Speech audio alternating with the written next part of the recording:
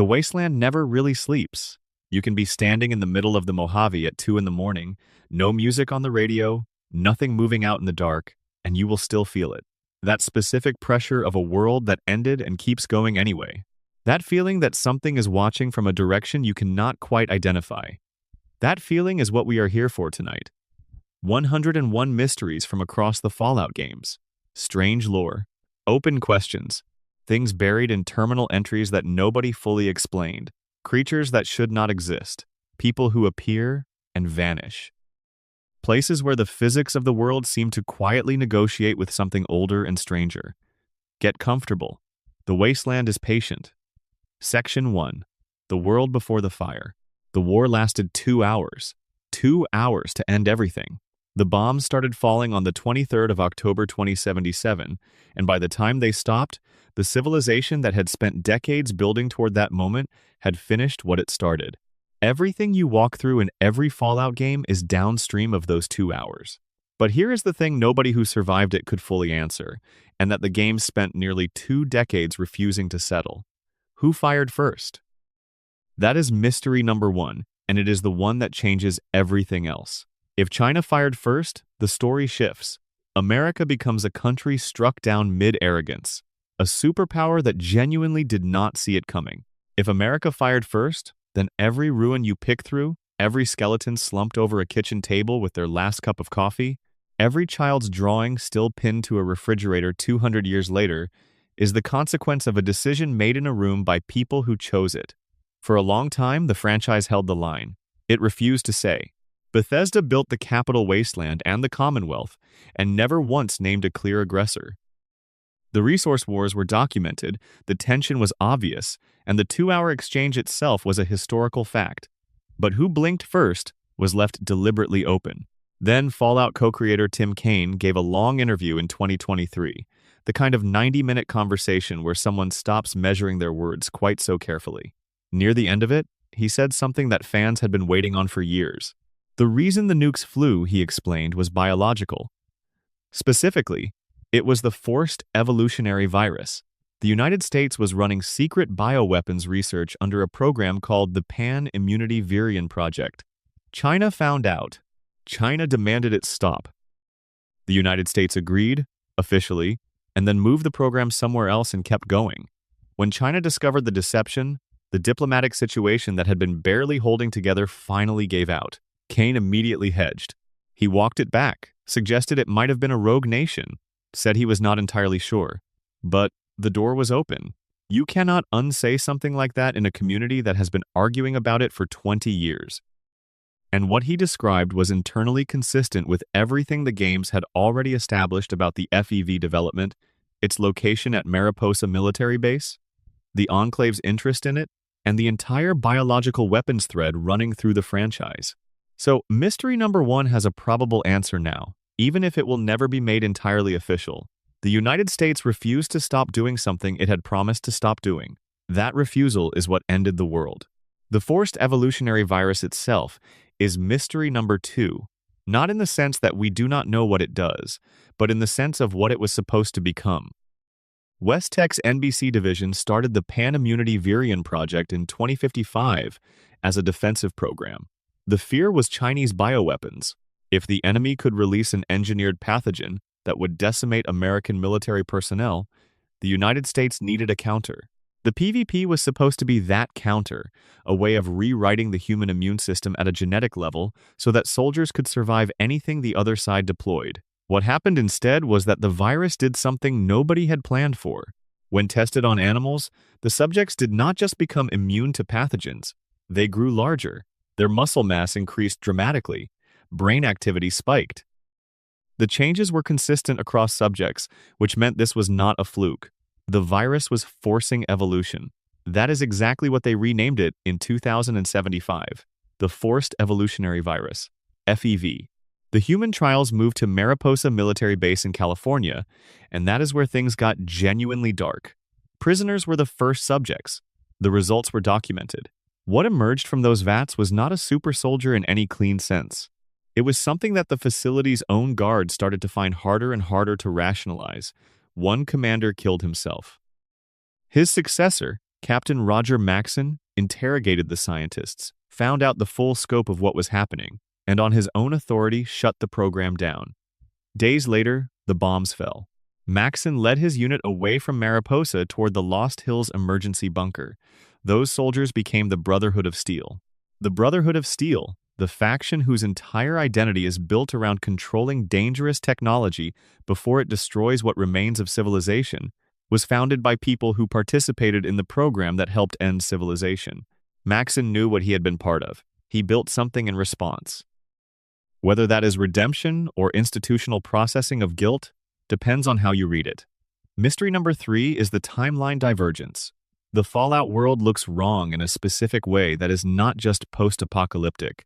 The pre-war segments, the advertisements you find, the corporate branding, the music, the fashion, all of it reads like 1955 extended forward for a century without changing. No miniaturized transistors, no smartphones, computers the size of refrigerators, nuclear-powered cars, a cultural aesthetic frozen in the atomic age. Something happened in this timeline that did not happen in ours. The exact moment of divergence has never been pinpointed by any developer or piece of official lore. The fan consensus lands somewhere in the mid-20th century, probably around the time transistor technology would have been miniaturized in our world. But the specific reason this timeline's America stopped culturally evolving, why the optimism of the nuclear age never gave way to the skepticism that followed in our own history, has never been addressed. The cultural stasis is as eerie as the physical ruins. Mystery number 4 is Vault-Tec's foreknowledge. Vault-Tec built 122 vaults across the continental United States, an infrastructure project of staggering scale. The company sold the vaults to the public as nuclear shelters. The experiments that were actually planned for the vaults were designed before the bombs fell. The parameters were written into the computer systems ahead of time. Someone at Vault-Tec sat down and worked out what would happen if they told a population they had to sacrifice one of their own every year, or flooded an air system with psychoactive drugs, or put one man alone with 1,000 puppets, and designed facilities around those scenarios. That planning process required certainty about one thing, that the vaults would be sealed and occupied. You do not pre-plan century-long social experiments for facilities that might never be used. The Amazon Prime TV show delivered the scene that everyone had been theorizing about for years. A pre-war boardroom meeting with representatives from the major megacorporations, including Vault-Tec, dividing the post-war world among themselves. Vault-Tec's representative suggests that each corporation gets its own vault to run however it wants. The bombs have not fallen yet, the war has not started, and these people are already allocating the aftermath. Whether Vault-Tec simply anticipated the war with unusual accuracy or actively helped create the conditions that guaranteed it is something the franchise has left deliberately murky. But either way, the implication sits there. The company that sold shelter was planning what to do with a captive population before anyone had confirmed there would be one. Mystery number 5 is the resource wars themselves. We know the 25-year stretch between 2052 and 2077 was a slow-motion collapse of international order over fossil fuels. We know the European Commonwealth dissolved, the UN disbanded, the Middle East burned, China invaded Alaska, and the US annexed Canada in 2076. The specific texture of daily life during those years, what it felt like to be an ordinary American watching this unfold on their cathode ray television through the cold distortion of mid-century broadcast, has barely been touched by any of the games. There are fragments, holotapes from the late pre-war period catching ordinary people in moments of worry or defiant normalcy. But the comprehensive experience of that generation, the people who were born into a functioning country and watched it cook itself alive over 3 decades, is something the franchise has never fully explored. Mystery number 6. What was the rest of the world doing during the resource wars and after the exchange? The Fallout universe is American to its marrow. The adversaries in the games were Chinese, historically, but China as a post-war civilization has never appeared. Europe dissolved in the resource wars and vanished from the record. Australia, South America, Africa, anywhere that was not a military target or an oil field gets no attention at all. 200 years after the exchange, what is there? Mystery number 7 is the exact sequence of the 23rd of October, 2077. 2 hours. That is all that separated the pre-war world from the post-apocalyptic one. But nobody, no character, no holotape, no terminal entry has ever provided a continuous account of what those 2 hours felt like from inside them. The moments leading up to the emergency broadcast, the sirens that sent people running, the first flash on the horizon. The franchise has captured the before and the long after. The during is a blank. Drop a comment with where you are watching from and what time it is there. It is always remarkable seeing how far this reaches, and if you have not subscribed yet, that genuinely helps. Section 2. Vault-Tec's Architecture of Cruelty. The vaults look like safety. That is the point. The circular door, the yellow and blue palette, the cheerful institutional lighting, the water chip humming in the utility room, all of it was designed to communicate shelter. You are protected here. The world outside is gone, but you are fine. Everything is under control. Nothing was under control. Vault 11 is located west of Boulder City in the Mojave Wasteland, and most people will walk through it without fully grasping what they are walking through. The bones of the story are in the terminals, scattered across the vault's various levels, and to understand Vault 11 you have to read all of them in sequence, assembling the picture from pieces that were never meant to tell a coherent story, because the people living through it were not experiencing it as a story. They were just living, or trying to. The experiment. The inhabitants were informed, after the vault sealed, that Vault-Tec required an annual sacrifice. 1 person per year had to be chosen and killed. If they refused, the computer would terminate life support and everyone would die. This was a lie. The actual protocol, hidden in the deepest layer of the vault's programming, was an approval trigger. If the inhabitants ever refused to sacrifice anyone, an automated message would play congratulating them on their commitment to human life, and the vault door would open. They could leave whenever they wanted. The entire apparatus of the annual sacrifice was a test of whether the population would comply with an authority that demanded murder if the only consequence of refusing was uncertainty. Nobody refused for decades. What emerged inside Vault 11 was a complete political ecosystem built around one terrible constant. The position of overseer became the position of the person who would be killed at the end of their term. To survive the overseer election was to lose it. So, voting blocks formed, each one maneuvering to make someone else the candidate. Pamphlets were circulated. Alliances were made and broken and remade. People who were dangerous to others found ways to make themselves politically useful enough to avoid nomination. People who were too honest or too principled or too visible at the wrong moment found themselves on ballots they had not asked for. The terminal entries across Vault 11 document all of this without editorializing. You read an election pamphlet and it reads like any political document, measured language and careful framing. You read the complaint of a man who believes the last election was rigged. You read a woman's journal as she realizes her bloc has nominated her against her knowledge. The specificity of it, the human recognizability of all the mechanisms, is what makes it land. Political violence eventually came. A bloc called the Justice Bloc armed themselves and seized the vault's food and water supply, trying to break the cycle. The cycle did not break. It just got bloodier and faster. By the time 5 final survivors discovered the truth, discovered that refusal was the answer the whole time, they had been complicit in decades of ritual murder. They were given the chance to leave. They chose not to. Not because they could not process what had happened, but because they could. An automated message congratulating them for their selflessness played in a room full of people who knew exactly what their selflessness had cost, and the weight of it was too much to carry anywhere. Joshua Sawyer, New Vegas's lead designer, said in a charity stream that Vault 11 was built from Shirley Jackson's 1948 short story The Lottery, about a small community that performs an annual killing, so normalized no one remembers why they started. The parallel is exact. Vault-Tec did not build a trap. It built conditions and let human beings build the trap themselves. Mystery number 8. There is a character model for a Vault 11 survivor in the game's files who never appears anywhere in the actual game. Someone designed a living person who walked out of Vault 11, who had been there for the entire arc of the Vault's history, and then found themselves standing in the Mojave for the first time in decades. That character exists in the data and nowhere else. Where did they go? What did they do with what they knew? Vault 87 in the Capital Wasteland operated without psychological scaffolding. There was no lottery, no ritual. No slow corruption of community norms. The inhabitants were simply exposed to the forced evolutionary virus from day one.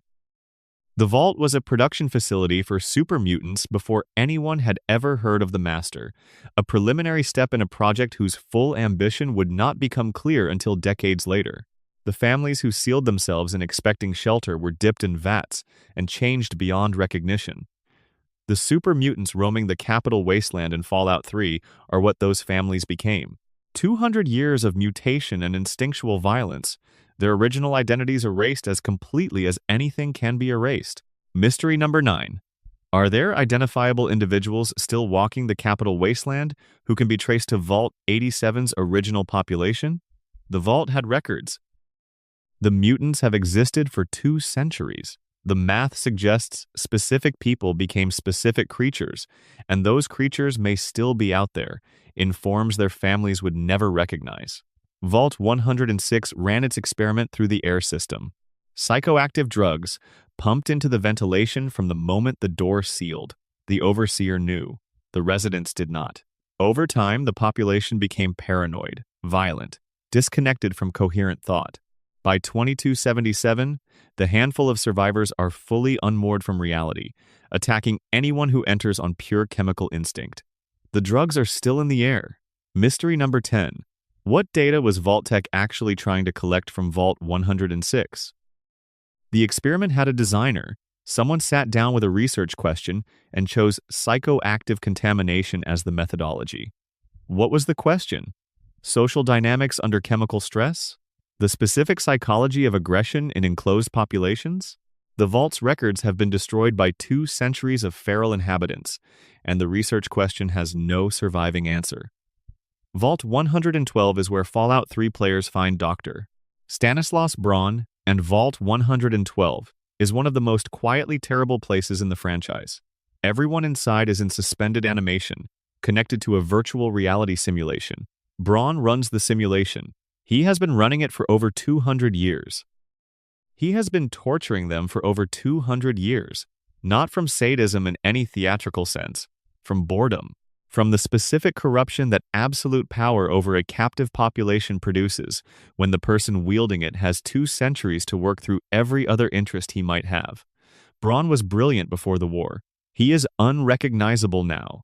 When the lone wanderer enters the simulation and provides an audience for the first time in decades, his interest is almost childlike in its immediacy. Someone new, someone to interact with, someone he can show things to. Mystery number 11. What is Braun? Psychologically, after 200 years of this, the entity the lone wanderer encounters in Vault 112 uses the name Stanislaus Braun and has memories of a pre-war life. Whether anything coherent as a person remains underneath the sadistic game mastery is something the game neither confirms nor denies. 2 centuries is a long time to be the only variable in your own private universe. Vault 77 exists in a Fallout webcomic called One Man and a Crate of Puppets, which is officially canonical. 1 man, 1,000 puppets. No other human contact whatsoever, for years. He gave each puppet a name and a personality. He developed relationships with them, built a complete social world using nothing but his own voice. Eventually, something he called a coup among the puppets, internal political dynamics that had grown complicated enough to destabilize the fictional hierarchy, drove him from the vault. When he encountered real people in the wasteland for the first time in years, the social intuitions he had developed in isolation produced behavior that was more dangerous than anything the wasteland had seen in a while. Not because he was evil, because the only social world he had known for years was one he controlled completely, and he had lost the capacity to model the inner lives of people who were not him. Mystery number 12. Where is the Vault 77 man now? The webcomic leaves him loose in the wasteland with a specific and very dangerous psychology. He is somewhere in the canon, somewhere in the geography the games occupy, having whatever effect a person like that has on the communities they pass through. Vault 92 filled up with musicians. The best musicians Vault-Tec could find before the war, the kind of people who turned down safer opportunities to accept a spot in a vault that would let them keep working. The experiment used white noise protocols embedded in the Vault's speaker system, audio signals calibrated to trigger periods of extreme aggression in the population. The residents did not know. They thought they were experiencing stress responses, claustrophobia and creative friction, and the specific tensions of living in close quarters with other artists. In between episodes, they wrote music. The terminal entries in Vault 92 run on 2 tracks simultaneously. Administrative records logging the violence events and their durations, noting compliance with experimental parameters. Personal journals from residents describing rehearsal schedules and composition challenges, and the strange recurring moods that come out of nowhere. 2 parallel realities, documented in the same location, completely invisible to each other. Mystery number 13. Does any music composed in Vault 92 survive anywhere in the wasteland? The vault eventually consumed itself, but the instruments were real, and the recordings were real, and the compositions were real. Someone somewhere in the capital wasteland might be playing a piece written by a pre-war musician who spent his final years writing through chemically induced psychosis without knowing it. Vault 75, beneath Malden Middle School in the Commonwealth, was built for families with children. The families were killed almost immediately after the door sealed. The children were enrolled in what the Vault described as an intensive development program. At 18, those who failed the program's criteria were also killed. Those who passed were put to work running the program on the next cohort. The selection criteria are documented, but their purpose is not. Someone designed those criteria with a specific outcome in mind. The Vault was producing something. Enhanced human specimens for some post-war application that the bombs prevented. The records describe the measurements taken and the thresholds applied, but not what the threshold was approaching toward. Mystery number 14. What was Vault 75 making? The selection criteria are specific enough that they were clearly pointed at something. Whatever that something was, it required children with particular genetic and psychological configurations, selected across multiple generations under controlled conditions. No surviving record says why. Vault 95 in the Commonwealth invited people who struggled with addiction to chems and offered them rehabilitation. It worked, for a while. The communities that formed were built on recovery, on the specific intimacy of shared struggle. Then a Vault-Tec employee embedded in the population opened a hidden stash of chems in the middle of the night, and everything the Vault had spent years building collapsed. Mystery number 15. Who was the embedded Vault-Tec employee inside Vault 95, and what were they told they were doing? They were an agent with an assignment. Someone at Vault-Tec briefed them, gave them the stash, told them when to use it. They watched those communities form and held the stash and waited. That waiting, and whatever internal life accompanied it, is a story the Vault's records do not preserve. Vault 118 was class warfare formalized and sealed underground. 10 wealthy residents in luxury quarters, 300 others in basic accommodation, the wealthy holding formal authority over the others with the power to issue punishments. The wealthy residents transferred their consciousnesses into robo-brains before the bombs fell. They are still in those mechanical bodies when Fallout 4's player arrives. Centuries later, ancient minds in mechanical housings, disputing with each other about matters that have been irrelevant for 2 centuries. Mystery number 16. What happened to the 300 non-wealthy residents of Vault 118? The game gives us the robo-brains. The 300 are absent from the Vault. There is no record of what became of them after the bombs fell, and the wealthy sealed themselves into their mechanical bodies. Vault 21 in New Vegas ran on gambling. Every dispute, every resource allocation, every position of authority resolved by whoever won the relevant game. It produced something that looked like a meritocracy of luck, which is a genuinely interesting social experiment, until a player named Robert House won so much that he won everything, and then the experiment effectively ended because there was nothing left to compete for. House later filled the lower sections of the vault with concrete to prevent access. Mystery number 17. What is House actually trying to prevent access to in the lower sections of Vault 21? The concrete filling is deliberate. The stated reason is that House won the vault fair and square. The actual reason, if there is one beyond possessiveness, has never been established. Something down there mattered enough to seal it permanently. Section 3. The Lovecraftian Underbelly. There is a thread running through the Fallout series that does not fit neatly into any of the categories the game establishes for itself. Not post-nuclear mutation, not corporate villainy, not faction conflict. Something older than all of that, which apparently was there before the war and is still there now, patient in the way things are patient when time does not operate for them the way it does for everyone else. The thread shows up first in Fallout 3, in the southwest corner of the Capital Wasteland map at a dilapidated office building called the Dunwich Building, named for H.P. Lovecraft's story, The Dunwich Horror. This is not an accident. On paper, the Dunwich Building is just a ruin occupied by feral ghouls. High radiation in the lower levels. Bad sightlines. Lots of structural damage. The kind of place a sensible scavenger goes through quickly and leaves. But the building has a specific quality when you pay attention to it.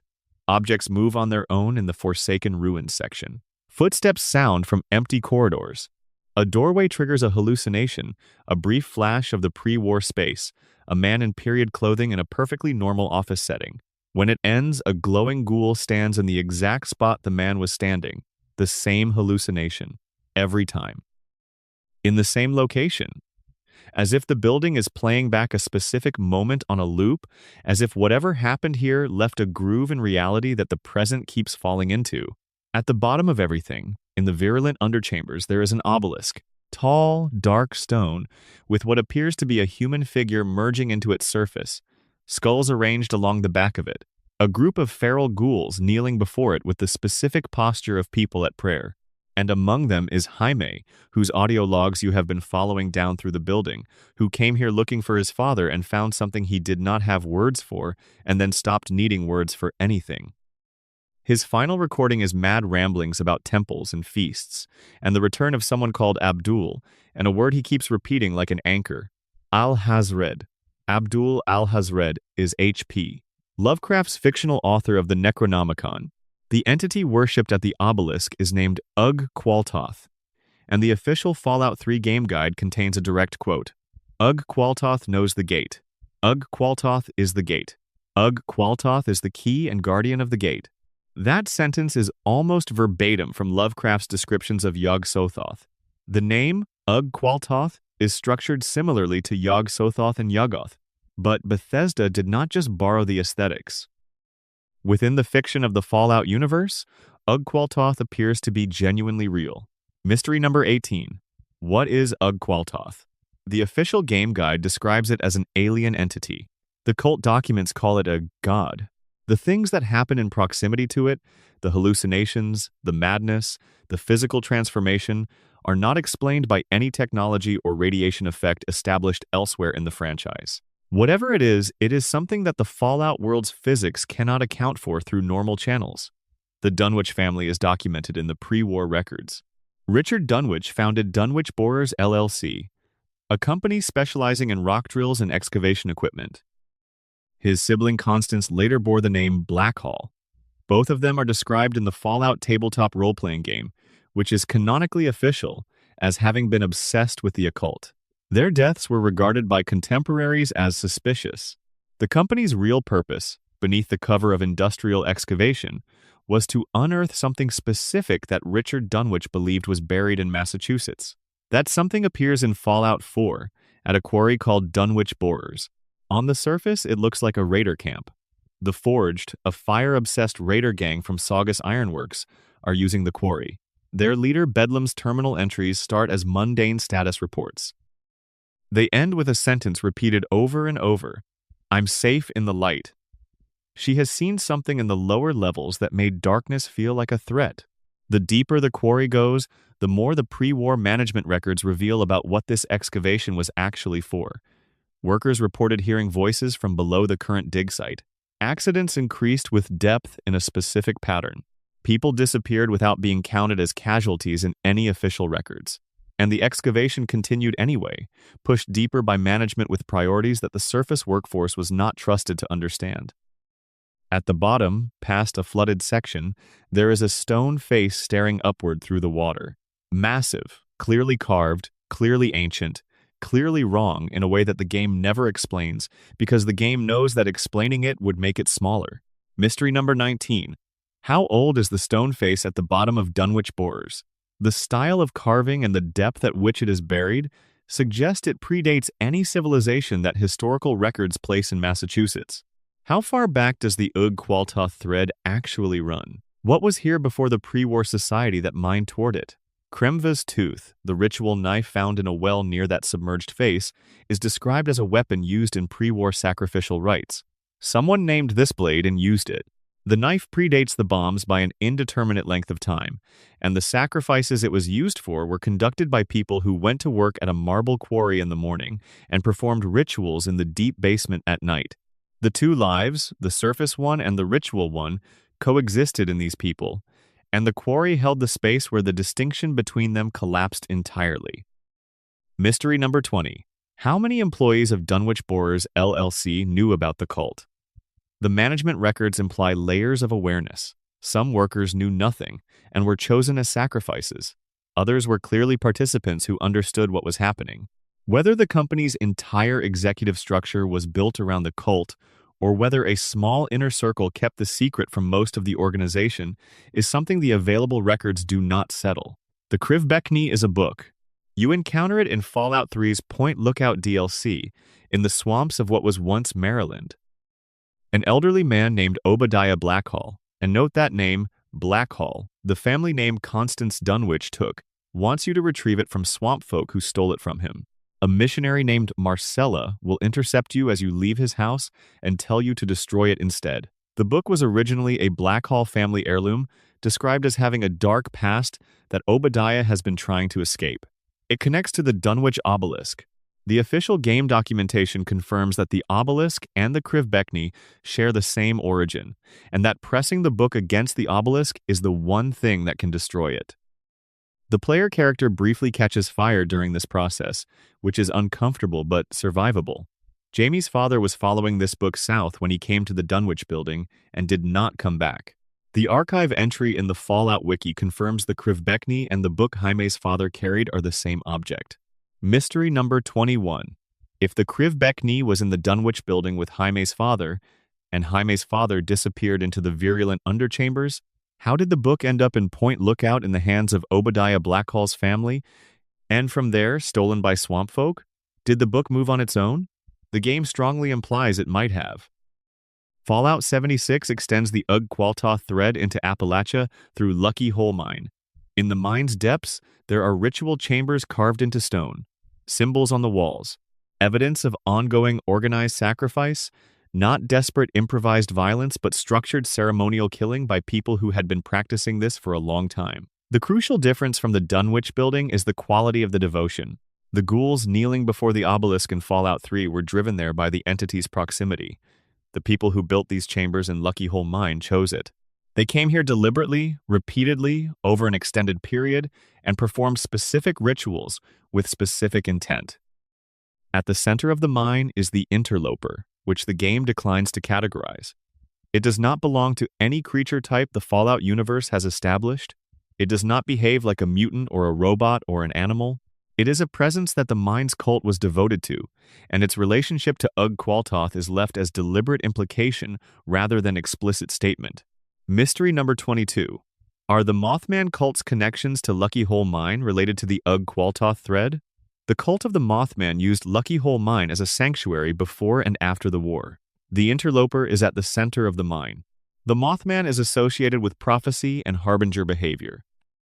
If the mine connects to something genuinely ancient and cosmically significant, the Mothman cult may have found that significance rather than manufactured it. Mystery number 23. The Fallout tabletop role-playing game includes a quest involving a pilgrimage of Ugg-Qualtoth worshippers traveling from Appalachia to the Dunwich Borers Quarry in Massachusetts, with the explicit stated intention of waking their sleeping god. The phrase sleeping god is specific. In Lovecraftian cosmology, sleeping gods are dormant rather than dead, and human worship is sometimes what activates them. If Ugg-Qualtoth is dormant rather than absent, what has 200 years of post-war worship in Lucky Hole Mine done to that dormancy? The alien Zetans add another cosmic horror layer to the franchise that exists entirely separately from the Ugg-Qualtoth thread, which means the Fallout universe contains at least two independent categories of entity that operate beyond normal human comprehension. The Zetans have been collecting human specimens across centuries. Their abduction program predates the Great War by at least several decades based on the Mothership Zeta DLC's collected specimens. Whatever they are doing with what they collect, Their timeline of activity on or near Earth extends far beyond the Fallout universe's recorded human history. Mystery number 24 extended. Are Qualtoth and the Zetans aware of each other? Two categories of non-human entity operating in the same world for overlapping periods of time. Whether they have interacted, whether they have competing interests, whether the existence of one affects the other in any way, is something the franchise has never addressed. Section 4. The Mysterious Stranger and the Wasteland's Ghosts. There is a man in a hat. You probably know the guitar sting. 5 notes. The sound of someone stepping out of nowhere at exactly the right moment, putting one precise shot into whatever was about to end you, and then disappearing before you can turn around to look. The mysterious stranger has appeared in every mainline Fallout game since the original 1997 release. He is a perk, technically, a gameplay mechanic. But the franchise has also made him a genuine mystery by placing him in the actual lore in ways that demand interpretation rather than simple acceptance. In Fallout 3 and New Vegas, he appears as a young Asian man in a long coat and a hat in the style of film noir's hard-boiled detective tradition. In Fallout 4, he is older, middle-aged, weathered, wearing what looks like a dirtier version of the same outfit. He looks different between games without any explanation. He might be aging. He might be something that presents differently in different contexts. He might be a category rather than a person. What New Vegas did that none of the other games had managed was put him inside the world's actual lore in a way that made you stop. Near El Dorado Dry Lake, there is a musician sitting in the desert sun. He calls himself the Lonesome Drifter, and he is from a small town in Montana. His childhood, he will tell you if you ask, was defined by his father's absence. A man he describes as a real, mysterious feller, someone who traveled constantly, who was a stranger even to his own family. He barely knew him. The Lonesome Drifter carries a unique .44 Magnum called the Mysterious Magnum. With the right barter skill check, he will hand it over. His father left it behind, he says. It is not much use to him anymore. When you draw the Mysterious Magnum, it plays a guitar riff. The specific 5-note guitar riff that plays every time the mysterious stranger appears in combat. The same gun, the same music. A son who never knew his father. A father who appears only in moments of violence, briefly, and then vanishes. Joshua Sawyer mentioned in a forum post that he wished they had found time to hard-code the mysterious stranger to attack the player if the courier ever used VATS to target the Lonesome Drifter. They did not have time, but the intention was clear enough. The stranger has a son, and whatever protective impulse animates him extends specifically to that one person. Mystery number 25. Why does the mysterious stranger help at all? His interventions save the player character across multiple timelines and protagonists. He has no apparent stake in any of them. Whatever is driving him to appear at specific moments and put one clean shot into a specific target is operating according to rules nobody has explained. Is he protecting bloodlines? Fulfilling some obligation? Something else entirely that does not fit any category the franchise has established? Mystery number 26. Nick Valentine in Fallout 4 is the only character in the franchise who explicitly acknowledges the mysterious stranger's existence in a way that treats him as a lore-real entity rather than a gameplay quirk. Valentine has a dossier on the stranger in his Diamond City office. He has been investigating him. The dossier contains observations and questions, but no conclusions. A pre-war detective's instinct applied to an impossible subject. What did Valentine actually learn? And what did he choose not to write down? Misfortune, available as a companion perk in New Vegas, operates by the same impossible rules as the stranger. She materializes in combat, causes chaos rather than clean resolution, and vanishes. She wears the same style of coat. She cannot be killed or detained. The fan theory that she is the Lonesome Drifter's mother, a woman who died after being abandoned and came back as something that wanders the same spaces the stranger wanders, has never been confirmed or denied by any developer. Mystery number 27. If Misfortune is the Lonesome Drifter's mother, what is her relationship to the mysterious stranger now? They occupy the same spaces. They operate by the same rules. They apparently have a child in common. Whether they have contact with each other, whether they are aware of each other's presence in any given combat situation, is something the franchise treats as deliberately open. The Wasteland has other presences that resist ordinary explanation. Fallout 4's Commonwealth has a mannequin problem. Not just the quantity of mannequins scattered throughout the game, which is high, but the specific quality of some of their arrangements. You will find them in groups facing specific directions in the open wasteland. You will find them arranged in apparent conversation in rooms that have been sealed for decades. You will find them posed around campfires in positions that suggest deliberate placement since the war. The Far Harbor DLC contains a sunken ship filled with mannequins whose crew left logs, describing being increasingly unsettled by the mannequins before whatever incident sank the ship. The logs stop mid-sentence. Mystery number 28. Who is arranging the mannequins? The mundane answer is that some are raider staging and some are pre-war retail display positions that survived the collapse. The more interesting answer is that something has been moving them, and the franchise has carefully seeded enough detail to make that answer feel plausible without committing to it. The ghost of the Arlington Cemetery area in Fallout 3 is not a named quest or a documented lore element. It is a collection of ambient audio events that players have cataloged across multiple play sessions, voice-like sounds in empty spaces, a quality of wrongness that persists even when no enemies are present. Whether these are intentional design, meant to communicate an invisible presence, or artifacts of how the engine processes sound in that specific area, is something Bethesda has never addressed. Mystery number 29. The Fallout franchise has established actual ghosts in at least one location in Fallout 2. This means ghosts, as a category of entity, exist within the universe's logic. If ghosts are real in the Fallout world, every battlefield and mass casualty site in the franchise is potentially significant in ways that no game has explored. The Dunwich Building hallucinations, the Arlington audio events, the specific atmospheric quality of certain spaces throughout the series. The franchise maintains plausible deniability about all of them simultaneously. The Camp Forlorn Hope area in New Vegas has its own atmospheric anomaly that players have reported across years of play. A radio signal that appears briefly at specific locations in the area and then disappears before it can be traced. The signal does not appear in the game's official radio station list. Whether it was intentional or a data artifact from development has never been addressed by the original developers. Mystery number 30. How many undocumented radio signals exist in the Fallout game's audio environments? The franchise has established that radio signals can carry encoded messages, distress calls, pre-war broadcasts, and deliberate mysteries. Whether there are signals in the game's audio data that no community member has yet identified is something that cannot be answered without complete access to the original sound files. The Fallout franchise's ghosts are never fully present. They appear in reflections and audio and environmental implication. They are the quality of specific spaces rather than entities you can interact with directly.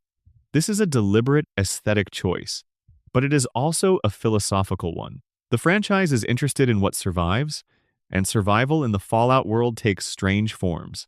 The survival of specific moments in the architecture of the Dunwich Building.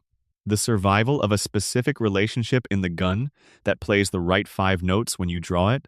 The survival of something in the space where the Arlington Cemetery is, 200 years after the last person who cared about it is gone.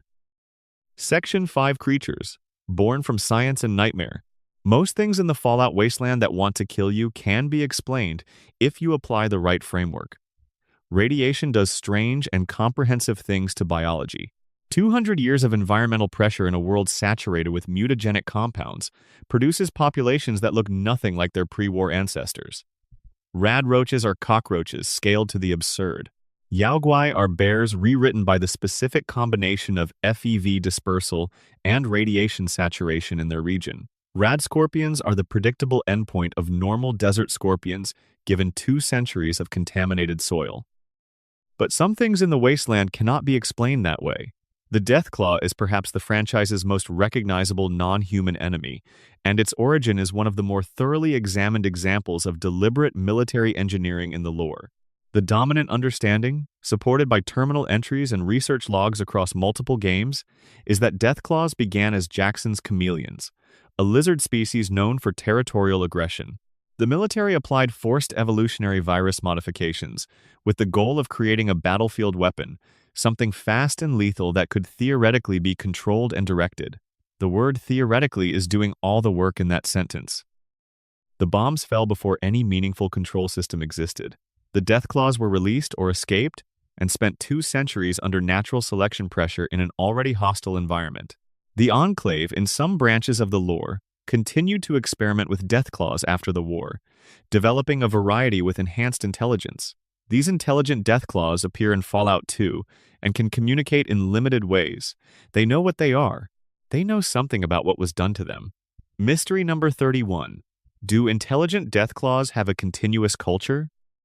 If the Enclave's enhanced Deathclaw experiments produced beings capable of communication and apparent reasoning, and if those beings reproduced and their offspring inherited some degree of that capacity, there may be Deathclaw communities in the wasteland that have been developing their own understanding of history and identity for decades. They would look exactly like standard Deathclaws from the outside. You would have no way to know. Super mutants across the franchise represent the widest cognitive range of any non-human species in Fallout's world. The capital wasteland variety are largely feral, operating on instinct with minimal language capacity. The New California variety, created from vault dwellers with minimal radiation exposure before FEV contact, retained enough cognition to form the Master's organized military force. The Commonwealth variety sits somewhere between these poles. Strong, the potential companion in Fallout 4, is looking for the milk of human kindness. He found that phrase in a book and extracted it from all context, and became convinced that this thing, this quality, is something he could find if he knew where to look, and that finding it would change what he is. He asks the player about it. He approaches the search with the direct practicality of someone who has never encountered the idea of metaphor, and so assumes that the milk of human kindness is somewhere, concrete and locatable, waiting to be picked up and used. Mystery number 32. Has Strong found anything in the years since Fallout 4's events that he considers a candidate for the milk of human kindness? His companion quest leaves the search open. A massive, barely verbal being conducting a philosophical quest through the Commonwealth based on a line from a pre-war text is a story that does not have an ending in the game, and the absence of that ending sits there. Ghouls are the strangest transformation in the franchise because the mechanism is completely unexplained. Extended radiation exposure kills most people. In some people, it produces something that can live indefinitely, that maintains cognition and memory, that develops radiation resistance instead of radiation sickness. What determines which outcome a specific person experiences has never been stated. The same dose in the same environment produces different results with no identified variable. This means non-feral ghouls with full cognition are walking archives. They were there. They remember what 2077 looked like from the inside, what daily life in the pre-war world felt like, what the people around them were doing when the broadcast started. That memory exists nowhere else. Every ghoul who experienced the bombs and retained their cognition is a primary source for events that no document could capture from the inside. Mystery number 33. Has anyone in the post-war world systematically tried to interview ghouls as historical sources? The followers of the apocalypse preserve knowledge. The Institute has academic infrastructure. The Brotherhood documents things that interest them. Pre-war survivors with complete memory are scattered through the wasteland. The intersection of those two things, someone who wanted the history and someone who lived it, should have produced documented oral histories. If any exist, no game has shown them. The Mothman of Fallout 76 is a remarkably philosophically careful incorporation of real-world folklore. The real Mothman sightings occurred in Point Pleasant, West Virginia, starting the 15th of November, 1966. Linda Scarberry, Roger Scarberry, Steve Millett, and Mary Millett reported seeing a large, dark creature with glowing red eyes near the TNT area north of the city. The sightings continued for approximately a year and became associated in local memory with the collapse of the Silver Bridge on the 15th of December, 1967, which killed 46 people. The creature was described as a harbinger, something that appeared before the disaster rather than causing it. Fallout 76 incorporates this directly. The cult of the Mothman existed in secret before the Great War, in the same region. On the 22nd of October 2077, the night before the bombs fell, one cult member completed a ritual summoning.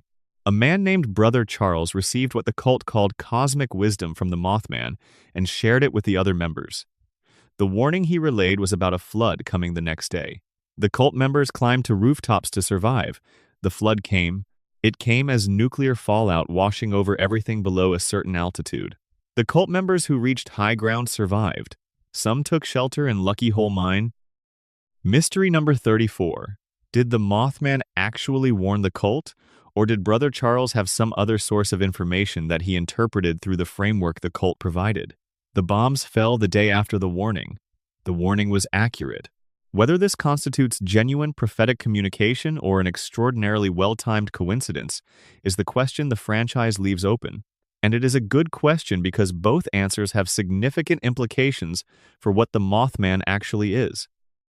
The Wise Mothman variant in Fallout 76 is passive, friendly in the game's mechanical terms, and provides a small XP bonus called the Wisdom of the Mothman when encountered during specific events. The Stalking Mothman variant is hostile. The Vengeful variant is immediately aggressive. These are different behavioral presentations of what the game treats as the same species. The Enlightened faction within the broader Mothman cult worships the purple-eyed Wise Mothman and regards the red-eyed variant as a deceiver, calling it the red-eyed pretender. The rival followers of the Winged One worship the red-eyed variant. Mystery number 35. If there are genuinely two different entities presenting as Mothman, the theological split between these factions reflects an actual difference in what each group is devoted to, rather than a doctrinal disagreement about the same being. The implications of that, for which group is right and what they are right about, is something the game has not resolved. The Flatwoods monster in Fallout 76 is the most alien-appearing creature in the game's Appalachian bestiary. It floats, it glows purple, it has a dome covering what appears to be an oversized brain. It combines biological and technological components in a way that does not match any post-war faction's manufacturing capabilities and does not fit any pre-war creature category. The Flatwoods monster comes directly from West Virginia folklore, specifically the 1952 report by Kathleen May and a group of boys near the town of Flatwoods of encountering a glowing, hovering creature that emitted a strong chemical smell. Mystery number 36. Is the Flatwoods monster related to the Zetan aliens who appear in Fallout 3 and have been present in the franchise's background since the beginning? The visual language strongly resembles the descriptions of UFO encounter entities from mid-20th century American folklore. Whether the Flatwoods monster and the Zetans represent the same civilization or two different phenomena that happen to look superficially similar is not established. The Grafton monster has a clean scientific origin as West-Tec experiment FEVS 006458, produced from a modified snallygaster genome. The creature destroyed its containment unit on the 23rd of October 2077, the morning the bombs fell, was being transported under military escort when the world ended, and escaped into the Appalachian wilderness while the convoy dealt with more immediate problems. It has been in the region for 2 centuries. Mystery number 37. What has the Grafton monster been doing for 200 years? The creature we encounter is enormous and headless, and clearly the product of a scientific program. It has been alone in the Appalachian wilderness since the day of its escape, with no member of any species it was designed to interact with, in a world that was not designed for it. Whatever 2 centuries of that has produced in a creature with whatever Grafton monster cognition looks like is completely unexplored. The Wendigo in Fallout 76 carries the weight of genuine Algonquian tradition. The original Wendigo mythology describes a spirit of winter starvation, a being associated with the consumption of human flesh and the corruption that follows. Bethesda incorporated this into Fallout 76 with a specific post-war origin. Wendigos are people who resorted to cannibalism during the starvation periods following the Great War and were transformed by whatever that act triggered. Whether the transformation is a FEV interaction, a radiation effect, something that interfaces with genuine spiritual principles in the Fallout universe, or some combination of factors is not established. Mystery number 38. Is the Wendigo transformation reversible? The conditions that produce it seem specific enough that preventing it should theoretically be possible. Whether any post-war community has developed protocols for identifying the early stages of the transformation and intervening is something the game never addresses. Every person who becomes a Wendigo was, at some point before the transformation, a person trying to survive. The moment the transformation becomes permanent, that narrative ends without being told. The Sheep Squatch is older than the war.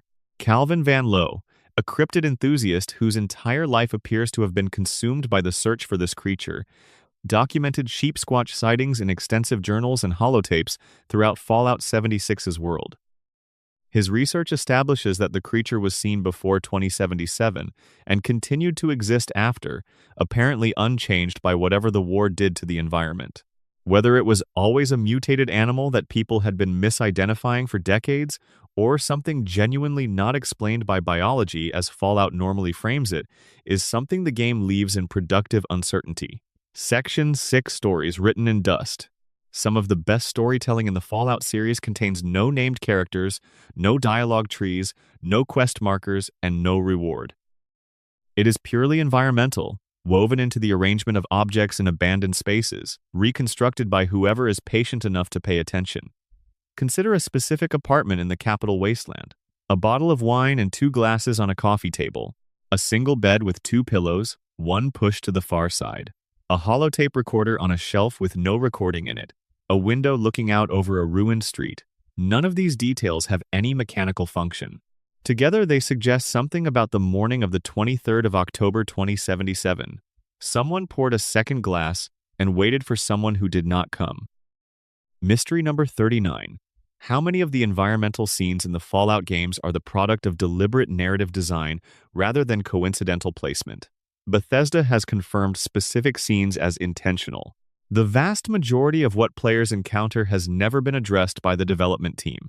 The haunting quality of some arrangements could equally be the result of careful placement or of the human tendency to find narrative in any collection of objects. The franchise has never drawn that line publicly, which means every scene exists in productive ambiguity. The skeletons scattered throughout the wasteland are the franchise's most efficient storytelling tool. Their positioning tells stories. 2 skeletons in adjacent beds, one reaching toward the other. A skeleton at a desk with a pen still in its hand, as if it died mid-sentence. A skeleton in a bathtub, fully clothed. A skeleton in a rocking chair in front of a television that has been off for 2 centuries. Each one represents a specific moment at the end of a specific life, and the game never annotates these moments with explanatory text. Mystery number 40. Across all the Fallout games combined, how many environmental stories are deliberately placed versus accidentally evocative? The distinction between a scene designed to tell a specific story and an environmental placement that produces a story through the player's pattern recognition is philosophically interesting and practically impossible to determine. From outside the development process, Camp Searchlight in New Vegas was deliberately contaminated with radioactive material by a Legion scout named Frumentarius Gabon, who sacrificed himself to deny the NCR the use of the installation. The soldiers stationed there died slowly from radiation exposure they initially could not explain. Their logs cover the transition from confusion to hypothesis to understanding to a specific kind of stillness that is not acceptance exactly, but is what comes after acceptance runs out. Reading them in sequence is one of the franchise's more somber experiences. Mystery number 41. How widely was the Legion's action at Searchlight known within the Legion itself? The operation was executed by a single scout who died in the process. Whether the Legion's high command commissioned it as deliberate policy or whether Gabon improvised it on the ground, and whether the approach was replicated elsewhere, is something the game's records do not establish. Nipton is the first real-town New Vegas players encounter after leaving Goodsprings, and its discovery is one of the franchise's more precise distillations of what Caesar's Legion actually is in practice. The townspeople made a deal with the Legion. They reported NCR soldiers who came to their town in exchange for the promise of protection. The Legion collected what it needed and then ran a lottery among the townspeople. The lottery winner walked free. Runners-up received outcomes arranged by cruelty. The survivor the player finds in the main road is a young man who cannot fully process what it means to have been the lucky one in this particular context. He is not grateful. He is not dramatically devastated. He is simply sitting in the road. Mystery number 42. What does Nipton's survivor do after the courier passes through? He is alive because of a lottery. The people he knew are dead or enslaved because of the same lottery. He is loose in the Mojave with whatever that does to a person, and the franchise has never returned to him. The Sierra Madre in Dead Money is the most concentrated piece of deliberate tragedy in the franchise. Frederick Sinclair built the casino for a woman named Vera Keyes, a pre-war entertainer. The degree to which Vera reciprocated what Sinclair felt for her is something the DLC carefully does not resolve. She had other relationships. She had her own priorities. What she felt about Sinclair is a matter of reading the available evidence charitably or not. The casino was designed with emergency protocols that would automatically seal Vera in the vault below if the systems detected a crisis event like a nuclear attack. The gala opening was scheduled for the 23rd of October, 2077. The bombs fell that night. The vault sealed. Vera went into it, alone, in the middle of an opening night that never started. Mystery number 43. What did Vera Keyes actually think about Frederick Sinclair? The DLC contains her holotapes, her performances, her private recordings. Whether anything in them addresses what she actually felt about the man who built this monument to her, as opposed to what she performed for his benefit, is something players have debated for years without consensus. The casino is a monument to something. Whether that something was reciprocal is the question at the center of the entire DLC. The Lonesome Road DLC contains the ruins of the Divide, a community that was functioning before the courier's delivery of a package containing activation codes triggered the Hopeville silo systems. The resulting detonations destroyed everything. The courier delivered that package before the events of New Vegas. They do not remember it clearly. Ulysses, the DLC's antagonist, was in the Divide when the delivery triggered the destruction, and his motivation for the DLC's events is entirely built on that history. Mystery number 44. What did the courier know, before the events of New Vegas, about the package they delivered to the Divide? The game presents the courier's memory as genuinely incomplete rather than suppressed. But delivering an activation code to a missile silo, even unknowingly, involves a chain of events that should have raised questions at various points. What questions did the courier ask, and who answered them, and what were they actually told the package was? The Museum of Freedom in Concord, where Fallout 4 begins in earnest, contains pre-war exhibits about American history, specifically about the founding era. Walking through those exhibits during the game's post-apocalyptic present gives them a doubled meaning. The questions about liberty and consent and the limits of institutional authority that the founders asked have been answered by what the world produced, and the answer is in every ruined settlement and every hollered Vault-Tec terminal the player has walked through. The exhibits celebrate an ideal. The wasteland documents the gap between the ideal and what it produced. Mystery number 45. Does anyone in the post-war Commonwealth actually use the founding documents as political reference material? The Minutemen, the Railroad, the Brotherhood, the Institute all have coherent ideologies. Whether any of them draw explicitly on pre-war American political philosophy, whether any of them have read the Constitution or the Declaration of Independence and thought about what applies to their situation, is something the games touch but do not develop. The holotape system in Fallout is a uniquely precise vehicle for intimate storytelling. A holotape is a small recording device that anyone could use, and the tapes scattered throughout the wasteland include everything from corporate security briefings to teenage diary entries to the final communications of people who knew exactly what was happening to them and chose to leave a record. Anyway, there is a holotape in Fallout 3 recorded by a scientist named Isabella Proud, who spent years studying the feral ghouls of the capital wasteland and died pursuing her research beyond the map's normal boundaries. Her terminal entries document a genuine scientific investigation, careful and methodical and ultimately incomplete. She died before she could finish. Her partner Jason died with her. Whatever theory she was developing about the nature of ghoul transformation exists only in the truncated form of the notes she left, waiting for an answer that never arrived. Mystery number 46. If Isabella Proud's research had been completed, what would it have shown? Her methodology was sound. Her observations were building towards something specific. The franchise implies without stating what that something was, which means the answer exists in a theoretical space that the games deliberately do not fill in. The Skylane's Flight 1665 in the Glowing Sea is a commercial aircraft that crashed on the day of the bombs. The flight's Mayday call plays on radio frequencies in the area, a looping transmission from pilots describing their aircraft going down, preserved in whatever automated broadcast system managed to stay functional through 2 centuries of radiation and neglect. You hear them warning about the crash while you are walking through its wreckage.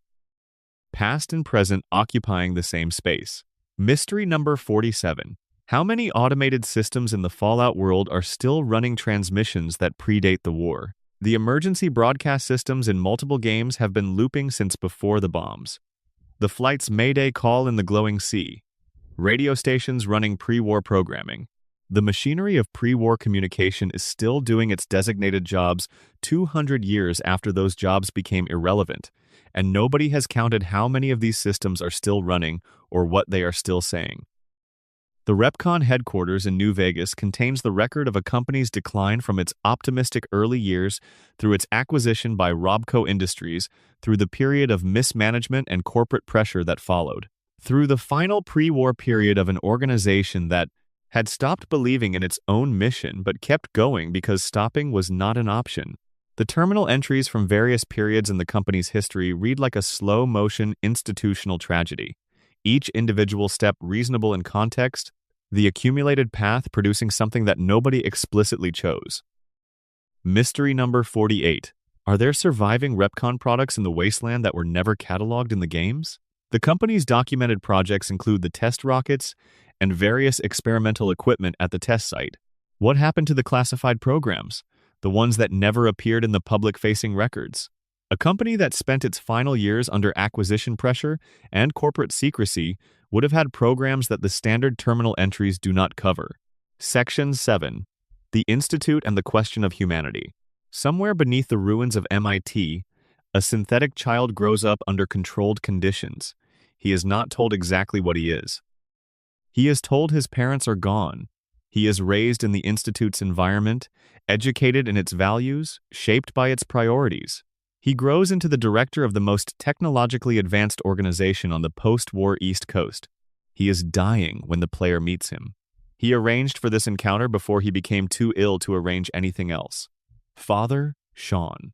The core of Fallout 4's main narrative is built around this person and what he built, and the question the game keeps circling through every faction questline is whether the thing he built can justify how it was built. The Institute creates synths.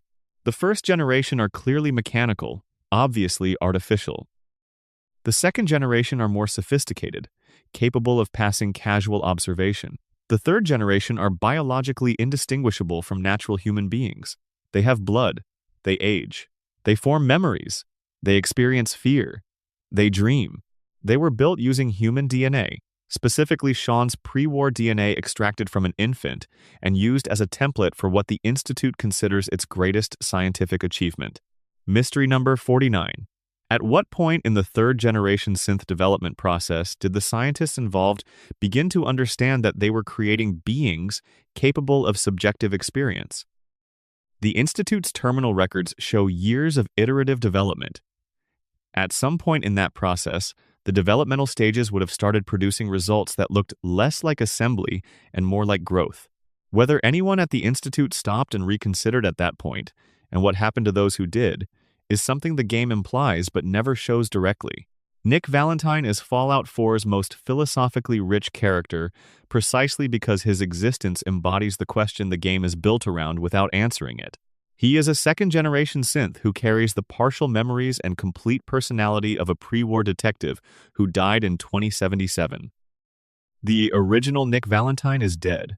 The synth who carries his name and face and values and cigarette habit has been living in Diamond City for decades, doing what Nick Valentine would have done, being what Nick Valentine would have been. He does not fully know what he is. He knows that the memories he carries are not entirely his.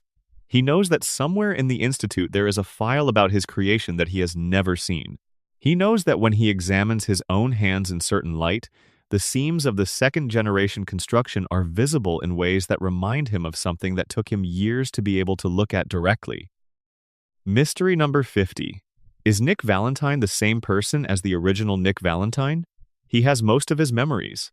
He has his values and habits and voice. He has been living as him long enough that the performance has become genuine in every sense that matters to him. But the body that carries those memories was built, not born, and the man those memories came from is dead. Philosophy has never quite agreed on what this means, and Fallout 4 raises the question without forcing an answer. The railroad models itself on the historical Underground Railroad, and the parallel is deliberate and morally loaded.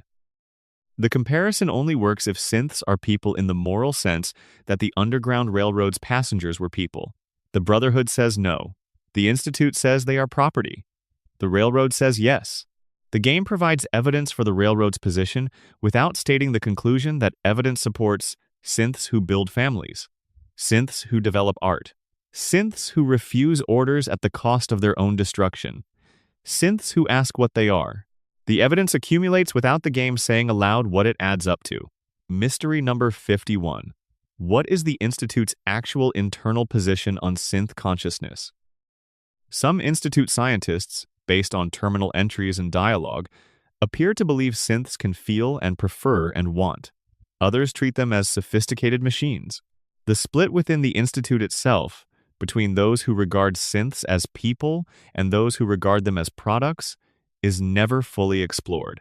Father's own position is suggested but never stated plainly. Coursers are third-generation synths trained as retrieval agents, biologically human, conditioned for combat and tracking and the work of bringing escaped synths back. Whether they experience anything during that work, whether they have something analogous to doubt or guilt or satisfaction, is something the game approaches once through a single Courser encounter and then drops. Mystery number 52. Does the Institute track the psychological well-being of coursers? The organization that built beings capable of subjective experience and deployed them as retrieval agents would, if it was paying attention to its own data, have to grapple with what that deployment produces in the beings doing it. Whether there is any record of courser psychological state, any monitoring of what years of that specific kind of work produces in a being capable of experiencing it, is not established. Dima in Far Harbor is the oldest synth the franchise has depicted, created by the Institute years before the other Acadia residents and sent to the island. He has been there long enough to develop what functions as a genuine philosophical system, a way of thinking about obligation and action and consequence that he arrived at through reflection rather than programming. He is also hiding something, and the DLC eventually reveals what he hid, though the specific circumstances of how he arrived at that decision and what it cost him are things the game leaves partly in shadow. Mystery number 53. Has Dima communicated with any other synths in the wasteland outside of Acadia? He has been on the island for decades. The Railroad knows he exists. Whether he has been in contact with escaped synths elsewhere, whether there is a network of longer-lived synths in the wasteland who share something across the distance between them, is not established. Mama Murphy in Sanctuary Hills has the sight. She predicts the future with sufficient accuracy that the player character's survival depends partly on her information in Fallout 4's opening act. The game offers chem addiction as the practical explanation and does nothing to make that explanation satisfying, because the specific prediction she makes about Sean being alive is accurate, and she makes it before she has any possible information source that would account for it. Mystery number 54. The Fallout universe has a recurring category of human with expanded perceptive capabilities. The Forecaster in New Vegas, Bloomseer Poplar in Fallout 3, the Psychers referenced in the original game. Whether this is a latent human capacity that specific conditions activate, a FEV interaction with the broader radiation environment, or something else entirely has never been addressed. Whatever it is, it produces consistent results across individuals in different regions, in different games, over a span of more than a century of in-universe history. The question of what the Institute is actually trying to accomplish is Fallout 4's central unanswered mystery. Every Institute scientist who interacts with the player repeats some variation of "for the betterment of mankind." Nobody explains what that means in concrete terms. The Institute abducts Commonwealth residents, replaces them with synth duplicates, runs FEV experiments, and maintains a military force that terrorizes the surface world. Whether these activities are building towards something coherent, whether there is an actual plan that the betterment of mankind language describes, or whether the mission statement has become institutional ritual disconnected from any actual goal, is something the game presents from multiple angles without settling. Mystery number 55. Is there a version of the Institute's long-term plan that justifies its methods? The Institute's technical capabilities are real. Its scientists have achieved things no surface organization has.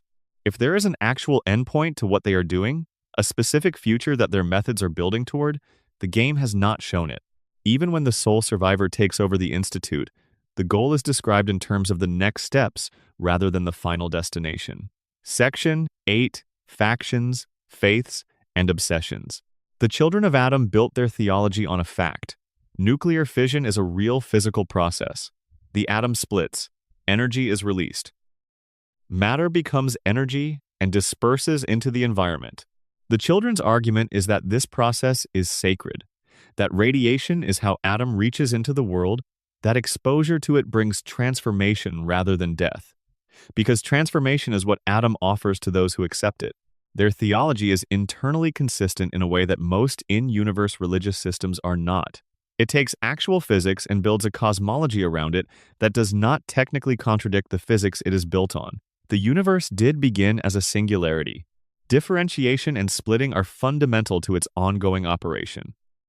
Whether the people of Adam are wrong is a theological question the franchise refuses to answer. Whether they are sincere is not in question. Mystery number 56. Who founded the children of Adam? And where did the theology originate?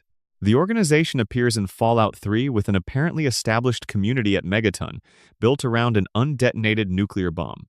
The theology feels developed, with specific language about fission and the Great Division and Adam's gift. Whether it was created by one person in the immediate aftermath of the war, assembled gradually by a community trying to make radiation survivable as an idea, or descended from some pre-war fringe movement that anticipated this specific configuration is never established. Mystery number 57. What happens to children of Adam members who begin to doubt? The organization has chapters across the franchise.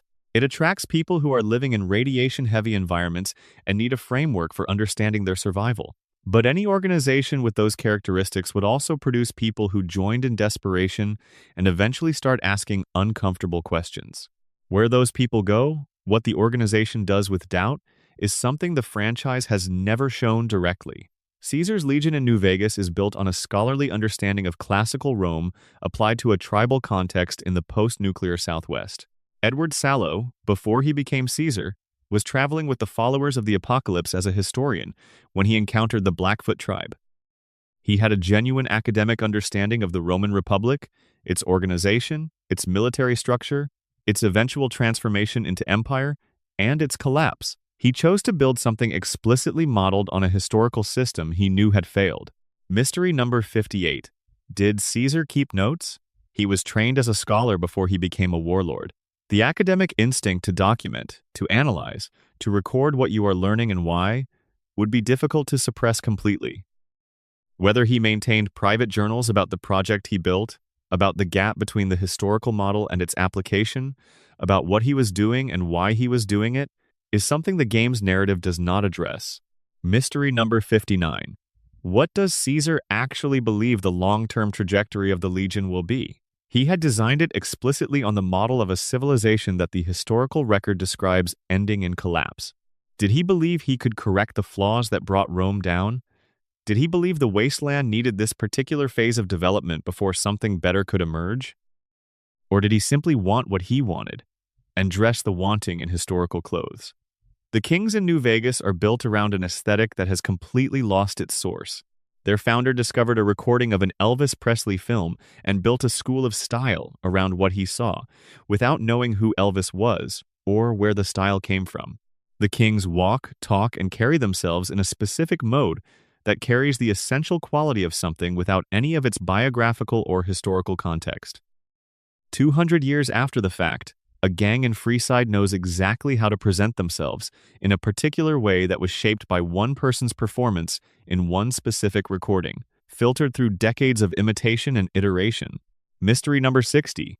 Which specific Elvis Presley film did the King's founder find? Different films from different periods of his career carry very different aesthetics. The King's collective style is coherent enough that it was derived from something specific, and the choice of source would have produced a different King's. The specific version that exists in New Vegas's Freeside was shaped by whichever recording happened to survive. Joshua Graham survived being set on fire and thrown into the Grand Canyon.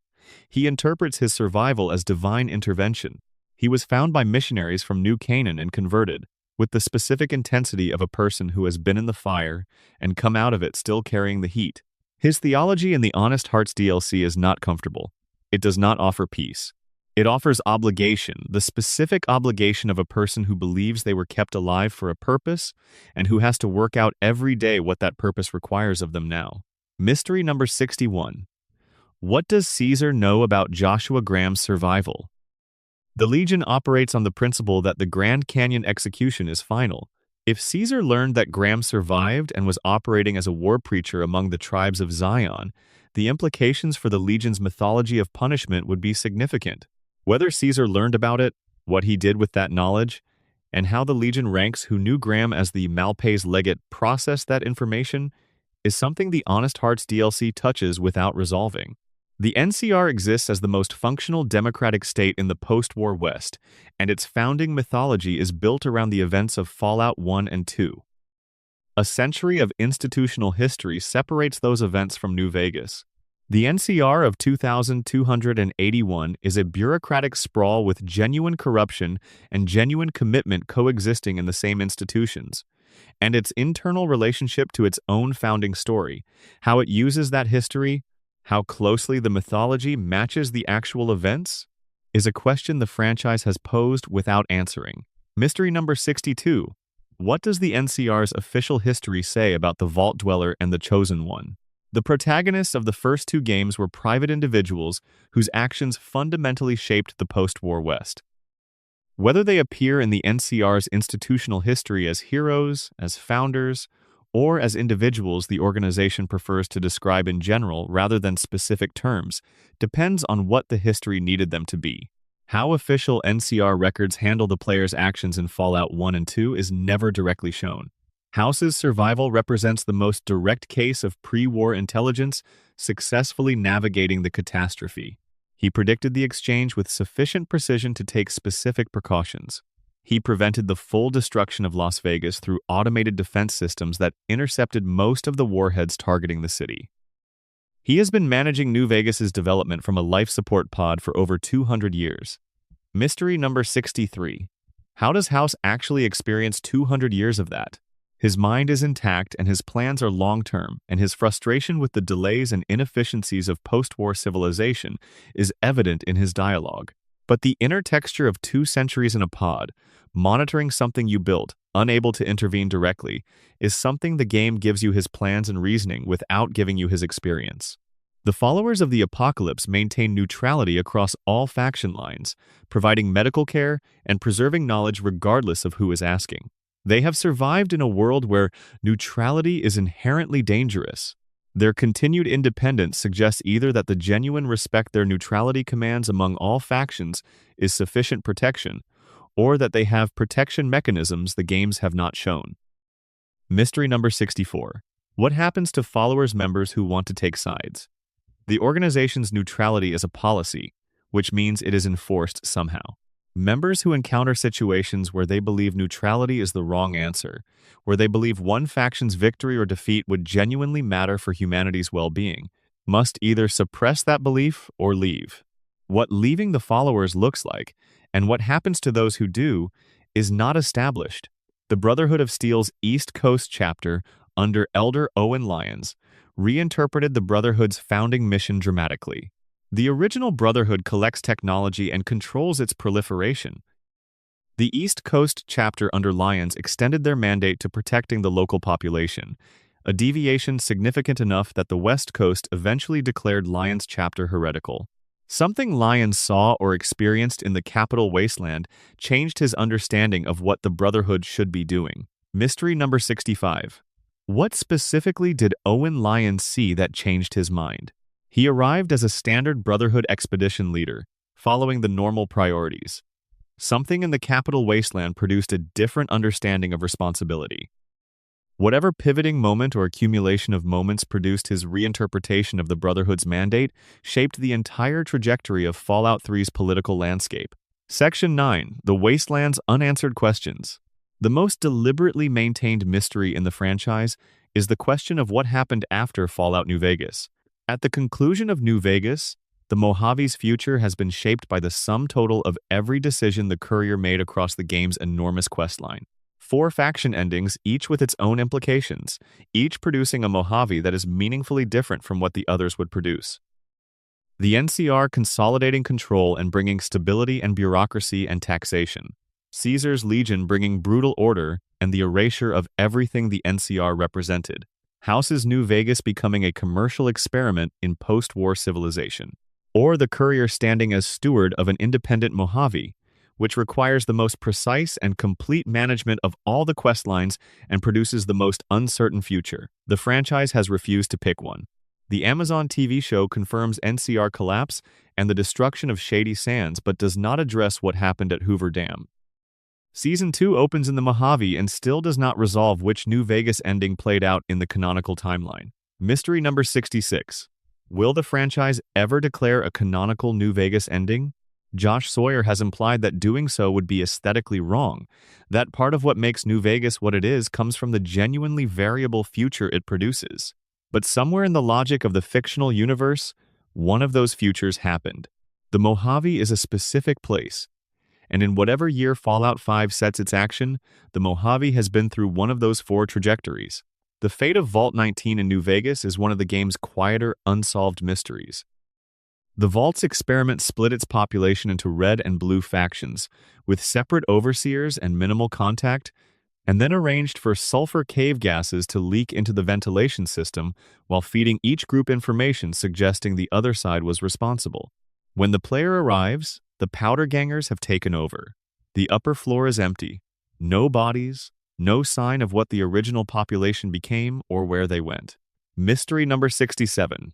What happened to Vault-19's original dwellers? The powder gangers found an empty upper level. The Vault's population was not small.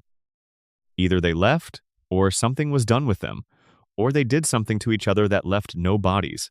None of these options have less disturbing implications than the others. The rest of the world beyond North America is mystery number 68. All of the Fallout games are set in the continental United States, with brief glances at its edges. Europe, Asia, South America, Africa, Australia, all of them are either historical references or simply absent. The Fallout universe has an entire planet that it has never shown. What does China look like now? The nation that was, by most accounts, the direct adversary in the exchange that ended everything. Whether Chinese civilization survived in any form, whether the post-war world they are navigating resembles the American wasteland or is something entirely different, is a 200-year blank. Mystery number 69. Did China have an equivalent to the Vault system? Vault-Tec was an American corporation with American government contracts. But the logic of preparing for mutual destruction suggests that China would have developed analogous survival infrastructure. Whether they had underground shelters, continuity of government protocols, or some other mechanism for preserving population through the exchange, and what emerged from whatever survived, is completely open. The Enclave keeps reconstituting. Fallout 2 ends with the destruction of their oil rig headquarters. Fallout 3 ends with the destruction of Raven Rock and Adams Air Force Base. The TV show confirms Enclave activity years after both of these events. The mechanism of their reconstitution, the specific way they maintain organizational coherence across multiple near-total destructions, is something the franchise has implied more than explained. Mystery number 70.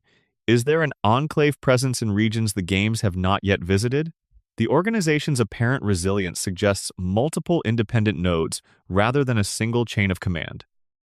If each node maintains its own operational capacity, there may be Enclave chapters in areas no Fallout game has depicted, running their own version of continuity of government protocols, having had a completely different 2 centuries of experience from the chapters the games have followed.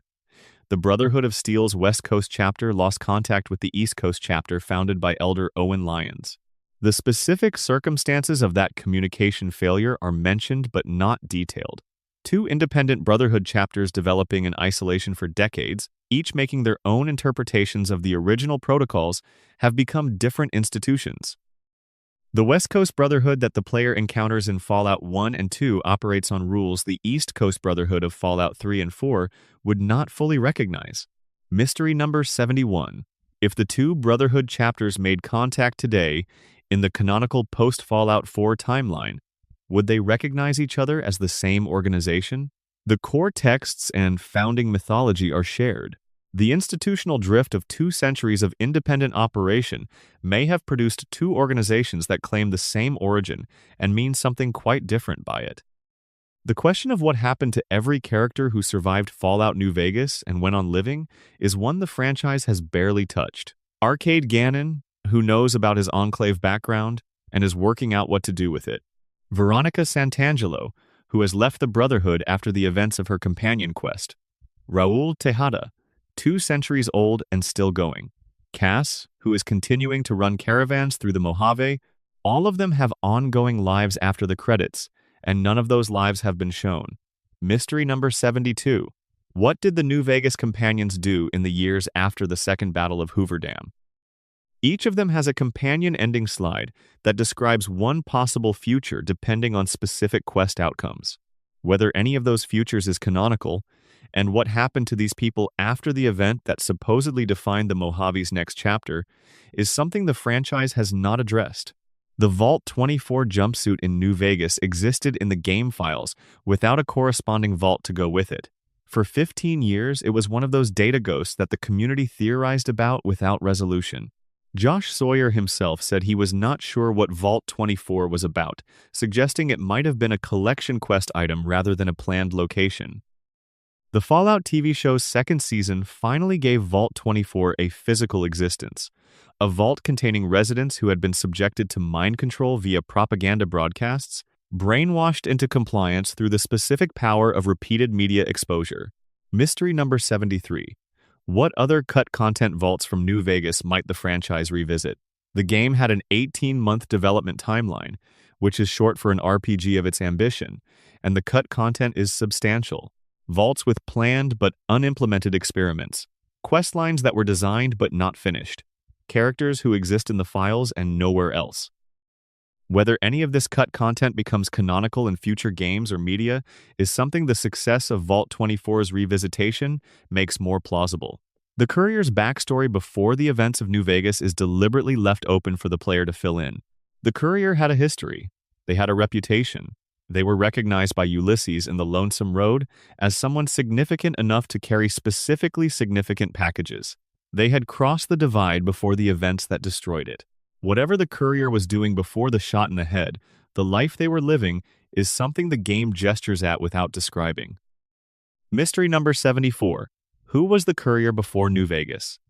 The game provides enough hooks to suggest a person with history, with past connections, with a reputation that preceded them.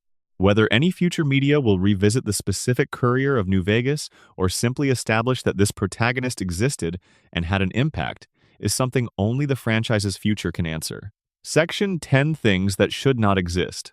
The alien crash site in Fallout 3 appears when the player reaches level 20. A burning streak crosses the sky and lands in the wilderness northeast of Rivet City. Following the smoke leads to a crater and a wrecked spacecraft that was not built by anyone on Earth.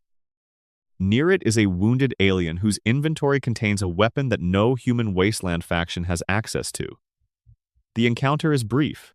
The game treats it as a discovery rather than a plot point. Mystery number 75. Why did this specific spacecraft crash at this specific moment? The Zetans have been operating in Earth's vicinity for decades at minimum. They have an orbital facility in Mothership Zeta. Whether this crash was an accident, a deliberate landing gone wrong, or something triggered by specific conditions in the capital wasteland in 2277 is not established. Mothership Zeta revealed the scope of what the Zetans have been doing. Human specimens across centuries. Medieval European knights in one section, American cowboys in another, samurai from feudal Japan. The collection implies a sustained program of observation and acquisition that predates the Fallout universe's recorded history by a significant margin. Whatever they are doing with what they collect, their timeline of activity on or near Earth extends far beyond the exchange that destroyed the world below. Mystery number 76. What are the Zetans actually doing with the human collection? The most neutral interpretation is anthropological. A civilization with a sufficiently long operational timeline might maintain a running study of human culture across historical periods. Less neutral interpretations involve specific uses for what has been collected. The franchise has provided the collection in detail without providing its purpose. Vault 22 in New Vegas produced plants that exceeded their designed parameters. They spread through the ventilation system. They developed networked behavior. They began managing the remnant population of the vault as a resource. A researcher named Keeley documented the transformation with the specific quality of someone who knows she is recording something extraordinary and is trying to be accurate about it even as the extraordinary thing is killing her. She describes not just what the plants are doing, but what the logic of it appears to be, which is a distinction that should not be possible for a collection of engineered plant specimens. Mystery number 77. Are the Vault 22 plants still growing and expanding? The Vault was encountered years before the events of any subsequent Fallout game. The plants were already operating at a level that defied the categories the franchise normally uses. In the time since the Courier's visit, the question of what the Vault 22 ecosystem has become, whether it has spread beyond the Vault's physical boundaries, is completely open. The Sierra Madre Casino in Dead Money has been operational for 200 years behind a toxic cloud of lethal gas, staffed by holograms of pre-war employees running their designated shifts, guarded by beings called ghost people who were caught in the cloud and transformed by it. The casino's systems have been running continuously since the day of the war. The toxic cloud has been expanding slowly. Mystery number 78. Is the Sierra Madre's cloud a natural consequence of whatever the casino used in its construction, or is it something Sinclair designed deliberately? Sinclair's engineering was unusual before the war. His Vault technology was more advanced than standard Vault-Tec specifications. Whether the cloud is an accident of his construction or an intentional feature of a system he designed with specific post-war intentions in mind is something the DLC implies without resolving. The Dunwich Borer's flashbacks deserve extended attention because of what they are technically doing. The sole survivor experiences them as brief periods of being physically present in the pre-war version of the quarry, watching events that occurred before the war at this specific location. This is not a drug effect. There is no chem in the player's system that could account for it. There is no holographic technology in the quarry that would produce it. The game simply presents them as what they appear to be, moments in which the present physically overlaps with a specific past. Mystery number 79. If location-based temporal displacement is a phenomenon in the Fallout universe, are there other locations where it occurs? The Dunwich building has its hallucination. The Dunwich Borers has its flashbacks. Whatever is causing these effects operates in both locations, separated by hundreds of miles. The principle it operates on should have other applications and other locations. The Institute's teleportation technology in Fallout 4 is one of the most dramatic capabilities in the franchise, instant long-range displacement of matter. The Institute has been using it for decades, primarily for Corsair retrieval operations and for abducting Commonwealth residents. The technology's theoretical limits, how far it can displace, what constraints it operates under, whether it could in principle be used outside the Commonwealth, are never established. Mystery number 80. Does the Institute have real-time location data on all deployed Gen 3 synths? If the teleportation system gives them location information on every synth they have created, the paranoia among Commonwealth settlements about synth infiltration is even more warranted than it appears. Every integrated synth, every person in every settlement who might be a synth without knowing it, would be in the Institute's operational awareness. The White Glove Society in New Vegas maintains a theatrical exclusivity that covers a specific secret. Their cuisine includes human meat. Most of their membership consumes it without knowing. The proportion of people within the organization who understand the full picture, how they manage the supply chain, and what happens when a member discovers the truth and objects to it, is something the game's questline touches without fully documenting. Mystery number 81. What does the White Glove Society do at the organizational level to ensure continued member compliance with a secret that would destroy the institution if revealed? They have operated this way for long enough to have developed protocols. What those protocols look like from the inside, how they have handled the people who figured it out, is something the game gives you only glimpses of. The Museum of Witchcraft in Salem, Commonwealth, contains one of Fallout 4's most effective horror sequences. A Deathclaw has made a nest inside, but what the military recon team's holotape documents is not a standard Deathclaw encounter. The team was professional, armed, and experienced. They were systematically eliminated across a large structure in ways that read less like a Deathclaw's normal hunting pattern and more like something directed and patient. The Deathclaw was in a museum dedicated to historical accusations of witchcraft, and the game does not tell you what to make of that coincidence. Mystery number 82. What drew a Deathclaw specifically to the Museum of Witchcraft, and why did it behave the way the holotape documents? Deathclaws are territorial and opportunistic, but they do not typically choose locations with symbolic significance. Whether the choice of location was coincidence, or whether something about the specific building, its history, its possible connection to other anomalous elements of the Commonwealth, contributed to the encounter is not established. Fallout 4's Museum of Freedom and Concord contains an exhibit about a war that took place on the Moon, in the Sea of Tranquility. It is presented as historical fact in the same flat informational way as the Resource Wars or the annexation of Canada. The Fallout universe's American military was apparently capable of lunar operations before the Great War. Mystery number 83. What was the war on the Moon about, and who was the other party? The Resource Wars drove conflict over fossil fuels and natural resources on Earth. A lunar conflict implies either the discovery of valuable resources on the Moon or a geopolitical extension of Earth conflicts into space. Whether China was involved, what the outcome was, and whether anything from that conflict remains in lunar orbit or on the lunar surface is not established anywhere in the franchise. Section 11. Hidden Messages and Forgotten Developers. The Fallout games are, among their other qualities, games made by people who cared about the work, and people who care about their work leave traces. In the texture of a character's dialogue, in the arrangement of items in a room that no quest marker ever sends you to, in a name that appears once in a context small enough that most players pass it by. The Vault-Tec representative in Fallout 4 is the game's most quietly devastating recurring presence. He is at the door in the pre-war opening, wearing his company's uniform, selling Vault 111 spots to families who do not know what they are actually signing up for.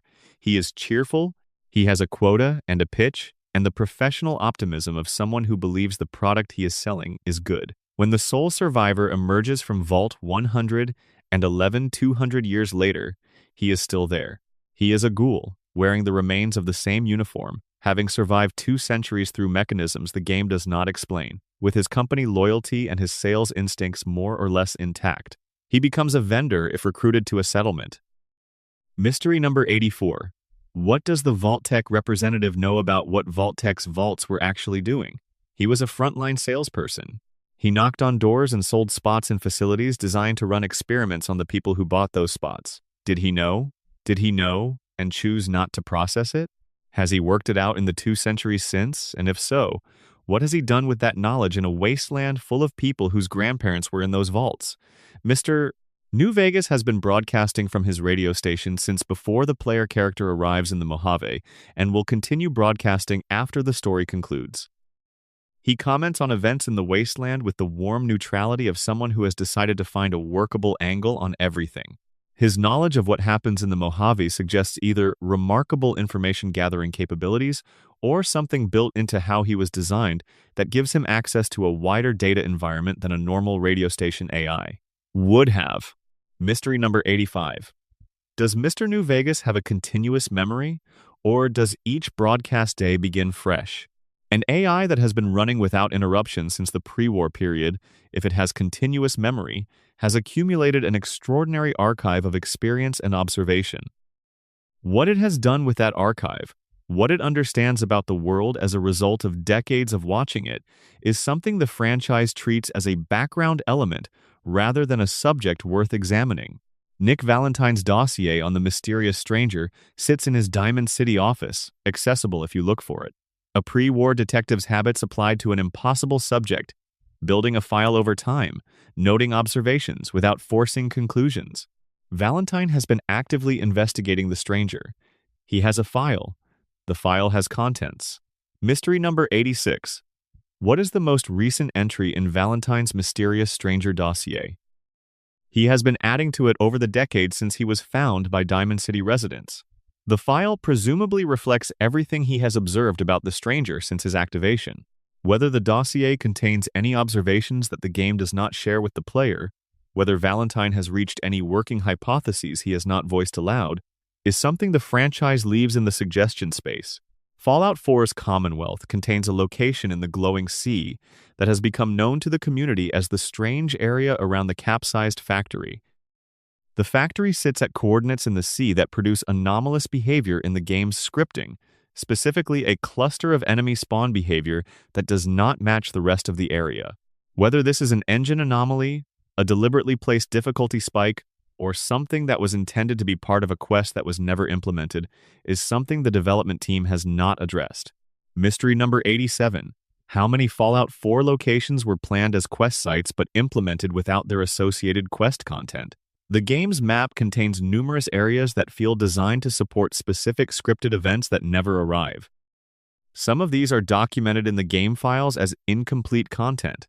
Others exist only as locations that feel pointed towards something and never arrive there. The Fallout franchise's music, specifically the pre-war recordings that play on in-game radio stations, represents a specific curatorial choice. Someone in the fictional world preserved these specific recordings and rebuilt the radio infrastructure to broadcast them. The content of the post-war radio is not simply whatever happened to survive. It was selected by someone with specific taste and specific priorities. Mystery number 88. Who rebuilt the radio infrastructure of the post-war world, and what were their criteria for what to include? The songs that play on Fallout's radio stations represent a specific slice of pre-war American popular music. Other slices were not preserved, or at least not broadcast. That preference reflects values and priorities, and those values and priorities shape the cultural environment of the post-war world in ways that no game has examined directly. The Fallout tabletop role-playing game, published by Modiphius and officially licensed, occupies a strange canonical space. It expands on Qualtoth's lore in ways the video games do not. It introduces quest seeds for events involving entities and situations that the video games have only gestured at. Whether the tabletop game's expansions on the canon are binding for the video game franchise or exist in a separate adjacent space has never been formally established. Mystery number 89. What is the canonical status of the Fallout tabletop role-playing game's lore expansions? The game was officially licensed.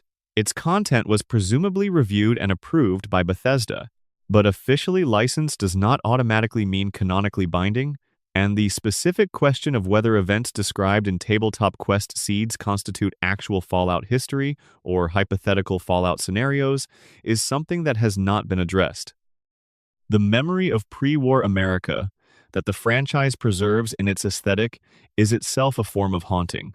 The music, the advertising, the furniture, the way certain pre-war interiors are preserved in the ruins of buildings that have not been touched in 2 centuries, the domestic arrangements of the people who live there still legible in the arrangement of their possessions.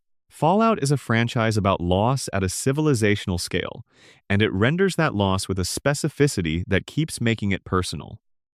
Mystery number 90. Is the Fallout franchise's aesthetic intentionally designed to produce nostalgia for a world that never existed? And if so, what is that nostalgia meant to do to the player's relationship to the story? The mid-century Americana of the pre-war world is deeply appealing in its rendered form, all chrome and curves and primary colors and mechanical optimism. It is also the world that ended catastrophically. Whether the appeal is supposed to implicate the player in the same deceptions the world's original inhabitants fell for, or whether it is simply aesthetic pleasure that the game does not try to moralize about, is something the franchise has never been explicit about. Section 12. What remains? Near the end of every Fallout game, the player makes a choice that defines a region's future. The weight of that choice is what the game has been building toward through every ruin explored and every terminal read and every survivor helped or left alone. The ending slides play. The world changes according to what was decided. The credits roll, and then the world keeps going. The wasteland continues to exist after the credits. The questions the main story did not address remain in exactly the shape they were before any of it started. The mysteries the quest lines never reached are still there, patient as the radiation. Mystery number 91. Is anyone in the post-war world systematically studying the Qualtoth phenomenon? The followers of the apocalypse preserve knowledge. The Institute has academic infrastructure. The Brotherhood documents things that interest them. The Dunwich thread connects locations across multiple games and apparently involves something active before and after the war. Whether any organized entity in the franchise's world has noticed the pattern and is researching it is something no game has shown. Mystery number 92. Are there vaults that have never been found? Vault-Tec built 122 vaults. The franchise has located perhaps half of them explicitly. The rest are somewhere in the geography the games have visited or have not visited yet. Some of them may still be sealed. Some of them may be sealed and occupied, still running their experiments on populations that have never been told the war ended 2 centuries ago. Mystery number 93. What is the state of Vault 11's surviving population in the broader history of the Mojave? The 5 final survivors walked out of Vault 11 into the Mojave wasteland. They carried the history of everything that happened inside. Whether they told anyone, whether they tried to live normal lives, whether any of them left descendants who are now in the Mojave without knowing what their ancestors survived, is something the franchise has chosen to leave entirely open. The caravans that move between settlements and Fallout represent one of the understated success stories of the post-war world. People rebuilt trade. They developed currencies and exchange systems and the trust infrastructure that commerce requires. They did this in an environment where violence was common and law enforcement was non-existent across most of the wasteland. The mechanisms by which this happened, the specific people and decisions that turned subsistence, survival into something resembling an economy, are never fully traced. Mystery number 94. Who established the first post-war trade route? Somewhere in the world's history between 2077 and the present, the first person decided to carry goods from one settlement to another and exchange them for something. That decision established the template for every caravan that has operated since. Their name is not recorded anywhere in any of the games. The question of what Fallout 5 will address is the franchise's most actively anticipatable mystery. Bethesda has confirmed its existence and provided no timeline. The community has theorized about setting, about whether it will revisit an established location or explore new territory, about which period of the in-universe timeline it will occupy, about whether it will engage with what the TV show has canonized. Mystery number 95. What region does Fallout 5 explore, and what questions does it set out to answer? The franchise's history suggests it will open new questions as fast as it closes old ones. That is perhaps the most reliable thing about the series, its commitment to maintaining a specific level of productive uncertainty about its own world. The mysterious stranger cannot be killed. In every game he appears in, attempts to target or harm him are simply ineffective within the fiction, explained mechanically as him only appearing within VAT sequences. But within the world itself, what does that immunity mean? Is he genuinely invulnerable? Is he never physically present in the way that would make him vulnerable? Is he something that occupies the space between narrative moments rather than existing within them, in the gaps where normal rules do not apply? Mystery number 96. The mysterious stranger's gun sounds different from every other weapon in the franchise. That shot, the specific audio of it, has been cataloged and compared to every other weapon sound in the Fallout games without finding a match. Whether this is significant, whether it reflects a weapon type or modification that does not otherwise exist in the wasteland, is something nobody has established. The Fallout television show has raised its own set of mysteries independent of the games. Its canonization of specific events created a version of events that the games had left open and that the community had developed its own interpretations of. What the show's decisions were pointing toward, what the long-term narrative of the television series is building toward, represents a new layer of unresolved questions that will take multiple seasons to even partially address. Mystery number 97. What is the full history of Vault 31 and Buds, the breeding program designed to produce ideal Vault-Tec executives? The show revealed this in broad strokes. The specific methodology, the selection criteria, what Vault-Tec actually believed made an ideal executive for the post-war world, and how many successful candidates the program produced before the bombs fell, is something the show has not yet fully detailed. Mystery number 98. Who built the Vault-Tec experiment parameters? Each vault had specific protocols written into it before the bombs fell. Those parameters required expertise in social science, psychology, and behavioral research to design. The people who wrote those experiment specifications left no names attached to their work in any of the games. They are the architects of some of the most disturbing social experiments in fictional history, and they are completely anonymous. Mystery number 99. What does the world's scientific knowledge base look like now? 200 years after the collapse of institutional infrastructure, what survives of physics, chemistry, biology, medicine, engineering? The Institute has maintained scientific capability. The Brotherhood collects technology. The followers preserve practical medical knowledge. But the comprehensive body of human scientific understanding, the ability to conduct systematic inquiry and build on previous generations' work, requires an institutional infrastructure that barely exists anywhere in the wasteland. How much of what humanity learned before the war has been lost? And is any of it recoverable? Mystery number 100. Todd Howard has implied, in interviews around Fallout 4's release, that the game contains a mystery that no one has yet solved. Years after release, the community has combed through the Commonwealth's data files, every NPC schedule, every radio frequency, every texture, every ambient sound event. Whether the super mystery has been found and not recognized, whether it is waiting for someone to approach something from a different angle, or whether Howard was being somewhat playful about the idea, is something the franchise has allowed to remain open. The community still talks about it. That is its own kind of mystery.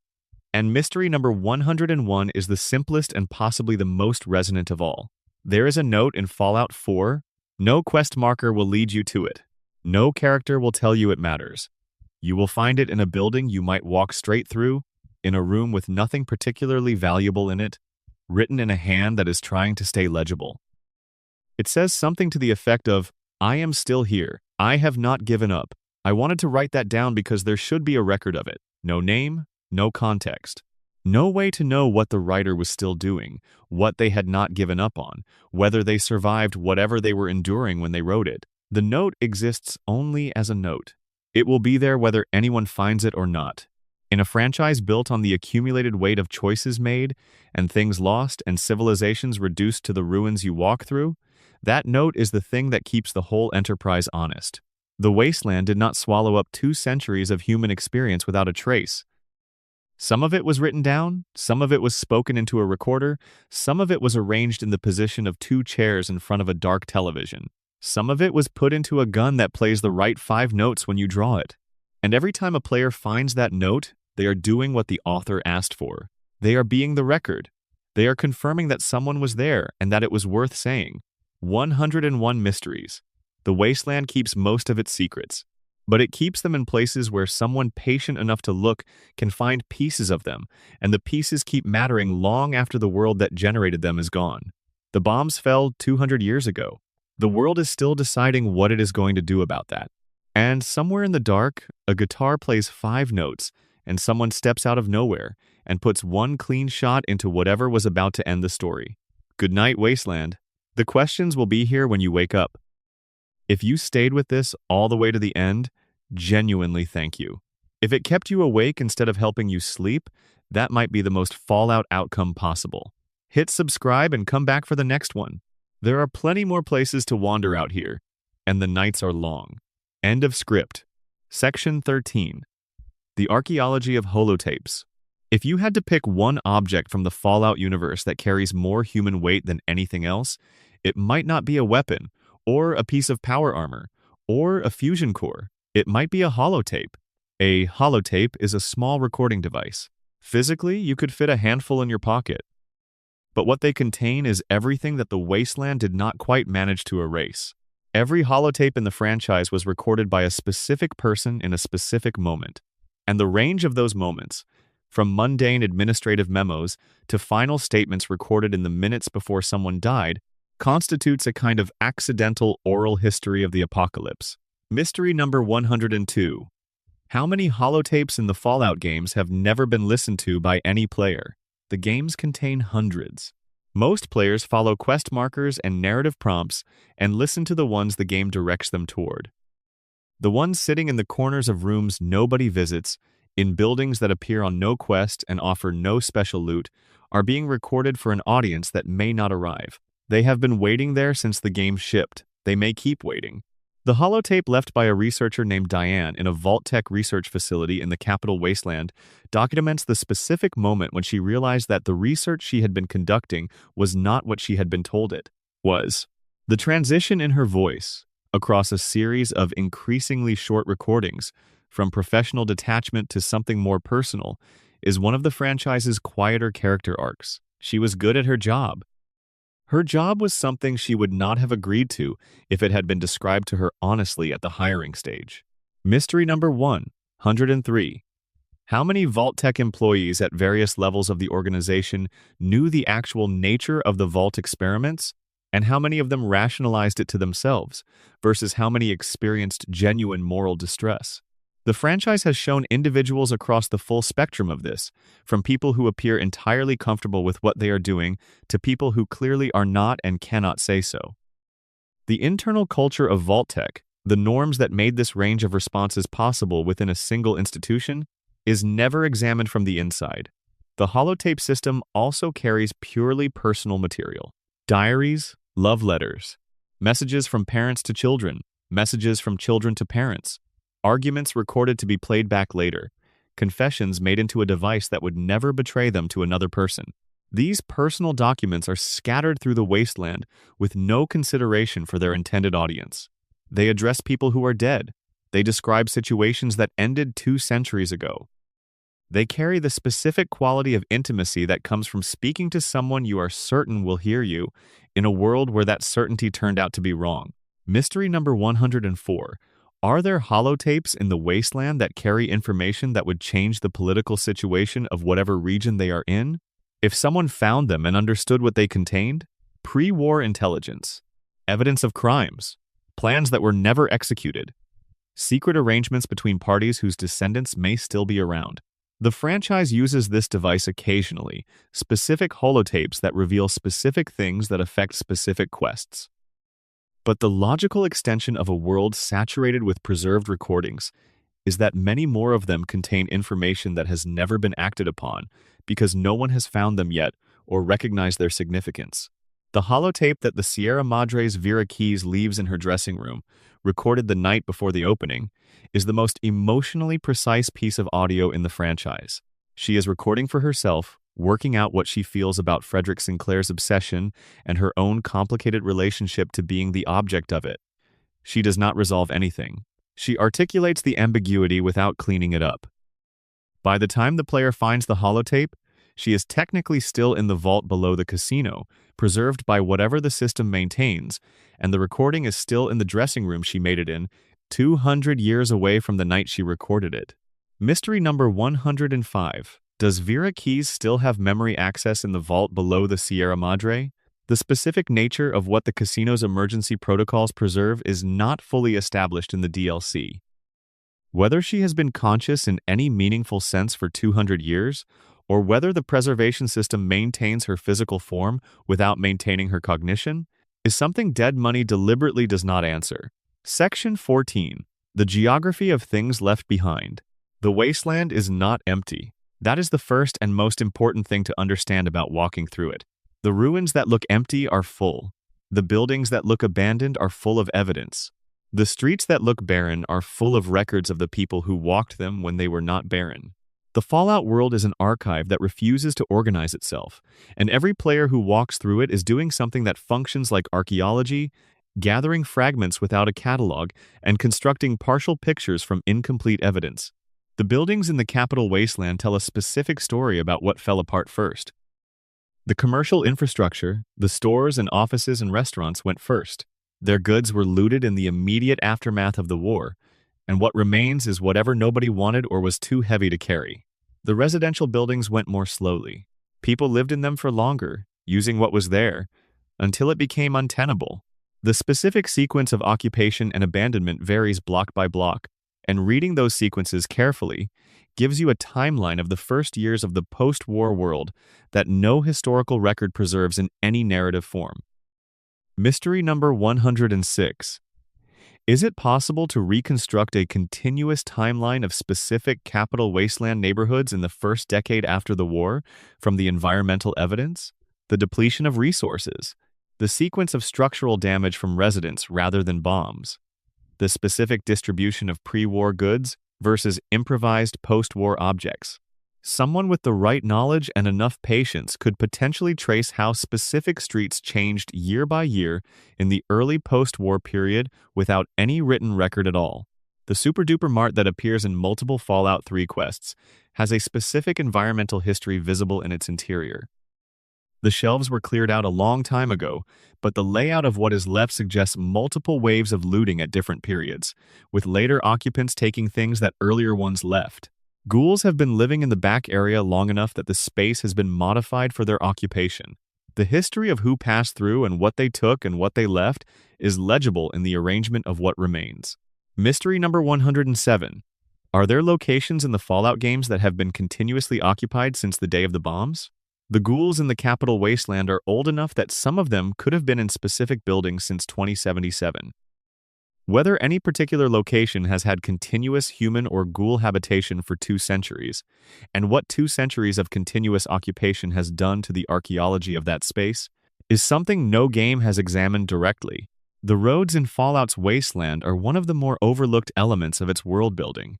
The pre-war road network still exists, in degraded form, and the various wasteland communities use what remains of it for trade and movement. Where the roads were built to go reflects the priorities of the pre-war world. Where they are still usable reflects the priorities of the post-war world. And where they were built to go and where people actually travel now sometimes diverge in ways that tell you something about how the wasteland has reorganized itself around the ruins of what existed before. Mystery number 108. How do the main trade routes used by post-war communities in each region compare to the pre-war road network they are built on? The places where people still use the old roads tell you something about which pre-war destinations are still relevant. The places where people have abandoned the old roads and cut new paths tell you something about which new centers of activity have emerged that the pre-war world did not anticipate. The Pit, the Pittsburgh area in Fallout 3's The Pit DLC, is built around a steel industry that has continued to function in the post-war period because the infrastructure survived the war and because someone in the early post-war period had the specific knowledge and organizational ability to keep it running. The Pit's steel production is one of the only functioning large-scale industrial operations in the franchise. How it was maintained across 2 centuries, who kept the knowledge alive, what the specific institutional history of that continuity looks like, is something the DLC establishes as a background fact without examining. Mystery number 109. Who kept the Pit's steel industry running in the first years after the Great War? The industrial knowledge required to operate a steel mill is specialized and specific. The fact that the Pit's operations continued suggests that whoever was in the facility when the bombs fell had both the knowledge and the leadership to organize a functioning post-war community around the existing infrastructure. That person or group of people, and the specific decisions they made in the immediate aftermath of the war, shaped everything that came after. The Dunwich thread that runs through the franchise, from Fallout 3's building to Fallout 4's quarry to Fallout 76's Lucky Hole Mine, covers a geographic range of hundreds of miles. The thread connects specific families across generations to specific locations where the same entity or related entities appear to have influence. Whether there are other nodes in this network, other locations with similar properties that no game has yet depicted, is something the franchise's pattern suggests but does not confirm.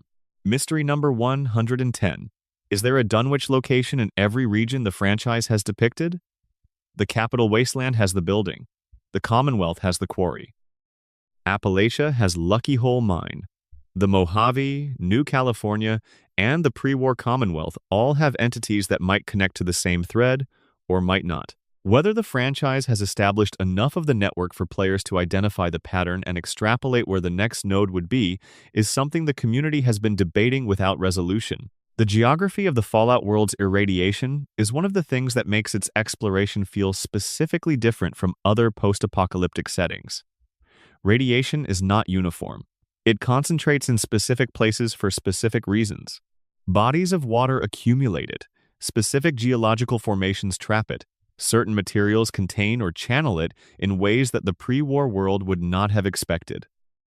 200 years of this has produced an environmental map that does not correspond to any pre-war geography, where specific corridors are safer than others for reasons that take specific knowledge to understand. Mystery number 111. Does any post-war community in any Fallout game have a systematic understanding of the radiation geography of their region? The knowledge to navigate effectively in a radiation-heavy environment is survival critical. Whether any faction has done the work to map radiation distributions systematically, building a resource that could be used to plan settlements and travel routes and farming locations, is something no game has examined directly. Section 15. What the war made of people. The Great War changed everything. That is obvious. What is less obvious is the specific texture of how it changed people. The particular ways that 2 centuries of living in the aftermath shaped the humans who managed to survive and build. The people the player encounters in the Fallout games are not pre-war Americans with worse living conditions. They are something new. People whose entire reference frame for the world has been built inside the aftermath, whose understanding of history is mediated by the specific things that survived the collapse and the specific things that did not. They use terms from the pre-war world that have been stripped of their original meaning and refilled with post-war content. They celebrate holidays whose original significance they have forgotten. They venerate objects whose pre-war function they do not understand. Mystery number 112. What does the Fallout universe's cultural memory look like across different post-war communities? Some communities, the Vault dwellers who came out of sealed environments with functional archives, would have specific pre-war knowledge preserved in relatively coherent form. Others, communities built from scratch in the immediate aftermath of the war, would have constructed their understanding of the past from fragments and inference. The specific shape of what each type of community knows and does not know about where they came from would be completely different, and that difference would matter for everything from their politics to their technology to their theology. The Great Khans in New Vegas are a tribe with a specific history traceable through multiple Fallout games. They descended from a raider gang that was massacred by the Vault Dweller in the original Fallout, rebuilt and massacred again by the Chosen One in Fallout 2, and rebuilt again into the version the Courier encounters. Their oral tradition preserves a version of that history, including a deep distrust of Vault Dwellers and the NCR. Whether that oral tradition is accurate, what it has lost and distorted through generations of telling, and what it reveals about how a community processes repeated catastrophe is something the game sketches without fully developing. Mystery number 113. What do the Great Khans actually know about what happened to them in Fallout 1 and Fallout 2? The events of those games are now historical for them, filtered through however many generations of storytelling. A player who has played the original games can see the specific distortions the oral tradition has introduced, the places where the story has been simplified or dramatized or changed in ways that serve the community's sense of itself. A player encountering the Khans without that knowledge would have no way to distinguish the accurate parts from the additions. The boomers at Nellis Air Force Base in New Vegas have developed a complete culture around the mythology of the outside world as a place of maximum danger. Their founders were expelled from a vault as children and survived the journey to Nellis through violence against anyone who tried to stop them. That experience, filtered through decades of community life, produced a society in which the outside world is essentially a horror story used to justify never going there. Whether the founders themselves believed this or whether it emerged from the community over time is not established. Mystery number 114. What will happen to the boomers when the mythology of danger is no longer sufficient to keep the community intact? A society organized around the belief that outside equals death will eventually encounter a generation that wants to test that belief. The game implies the boomers are stable in the short term. The long-term trajectory of a community whose foundational mythology is a simplification of reality is something the franchise has not examined. The followers of the apocalypse began as a hippie commune in Southern California in the immediate aftermath of the war. That origin, and the specific values that origin produced, shaped everything about how the followers have developed in the centuries since. A community of people who responded to the apocalypse by deciding to be peaceful and share knowledge and provide medical care to whoever needed it, and who have managed to maintain those values across a century in a world that frequently punishes them, is a genuinely remarkable institutional achievement. Mystery number 1. 115. What is the followers of the Apocalypse's actual history in the century between their founding and their appearance in Fallout 2? The organization that appears in New Vegas is well established and has a coherent institutional identity. The process by which a hippie commune became a cross-factional humanitarian organization with enough institutional weight to maintain neutrality in the most politically complex region of the post-war West is a story that would be worth telling and that the franchise has never told. The settlements in Fallout 4's Commonwealth that the player can build and manage represent one of the game's most mechanically explicit engagements with the question of what post-war community building actually looks like. People arrive, they need food and water and beds and defense. They have preferences and complaints, and sometimes they just disappear because the game's settlement system did not model human community complexity adequately. But beneath the mechanics is a genuine question about what it takes to build something in the ruins of something else, and the franchise engages with that question differently in the settlement system than it does anywhere else. Mystery number 116. Do the settlements the player builds in Fallout 4 persist as a meaningful political force in the Commonwealth after the main story concludes? The Minutemen questline ends with a restored organization capable of defending settlements across the region. Whether that capacity translates into actual political weight, whether the settlements the player built are the seeds of something that looks like governance, is something the game implies without showing. The way post-war communities deal with death is one of the more anthropologically interesting elements scattered through the franchise's environmental storytelling. Some communities bury their dead in organized cemeteries that maintain pre-war traditions. Others cremate. Others leave their dead in specific locations for specific reasons. The diversity of funerary practices across the wasteland reflects the diversity of how different communities have processed what happened and what it means, without any of the communities making this explicit. Mystery number 117. Has any post-war community in the Fallout universe developed genuinely new funerary traditions that have no pre-war precedent? Practices that emerge specifically from the experience of living in the aftermath? The franchise has shown communities maintaining pre-war traditions and communities that have apparently abandoned any formal relationship with death. Whether any community has done something genuinely new with the universal human need to mark mortality is something no game has examined. Section 16. Numbers and Names.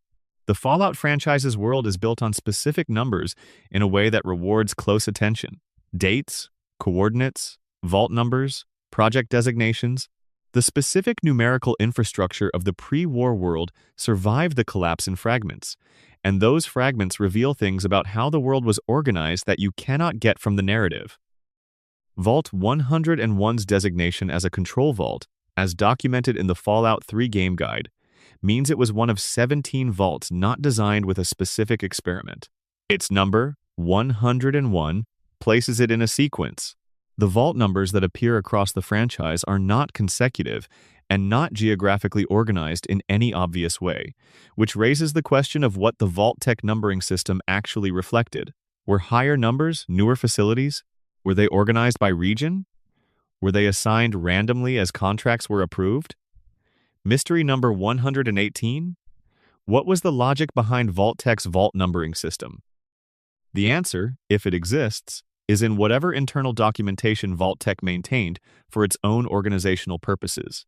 Whether such documentation survives anywhere in the franchise's world, and what it would reveal about how the Vault program was organized and planned, is something no game has examined. The specific dates that appear in Fallout's lore are not arbitrary. The 23rd of October 2077 for the Great War. The 22nd of October 2077 for the Mothman cult's successful summoning. The 5th of March 2102 for the opening of Vault 76 and the start of Fallout 76's main timeline. The year 2281 for New Vegas. The year 2287 for Fallout 4. The year 2161 for the original Fallout. These dates form a timeline, and the events that connect them form a history that no single game ever presents in its complete form. Mystery number 119. Is there a comprehensive in-universe history of the 2 centuries between 2077 and 2277? The Fallout Bible, a document from the original Interplay era, attempted this and is now partially superseded by later games. The tabletop role-playing game has a timeline, but a single authoritative in-universe document that the franchise treats as canonical and complete does not exist, and the various partial accounts that exist contain contradictions that have never been reconciled. The name Lone Wanderer, applied to the protagonist of Fallout 3, appears in pre-war records in a way that should not be possible.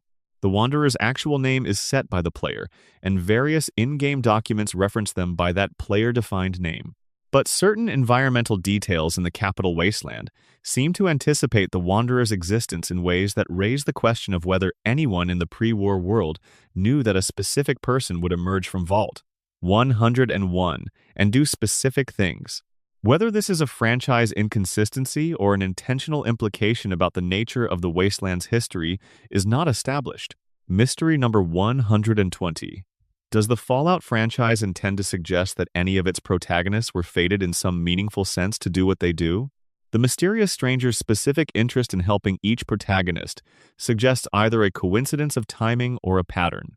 The fact that every major vault-dwelling protagonist who enters the wasteland ends up at the center of a civilization-defining conflict might be luck, or it might be something the franchise is deliberately leaving as an implication. The number system used in Fallout's special stat system, which structures every character's capabilities on a scale of 1 to 10 across strength, perception, endurance, charisma, intelligence, agility, and luck, is treated in the fiction as a real measurement framework.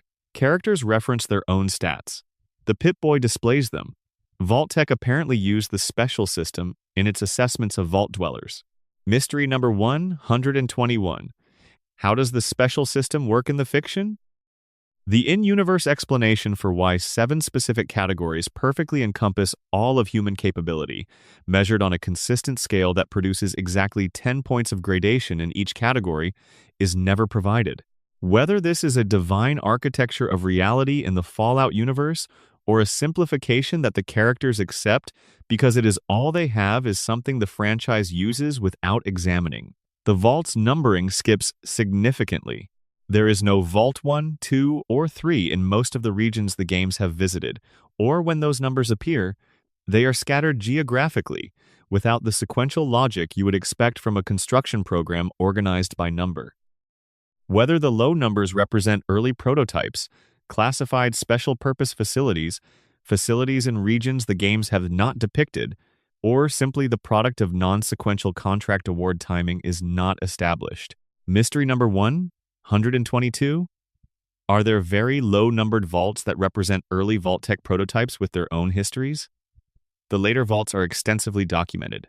If there were vaults built earlier as proof of concept, they would have had experiments designed when the program was younger and perhaps less systematically cruel, or perhaps more systematically experimental in ways the later vaults refined. Their locations and histories are entirely open. Section 17, The Long Wait.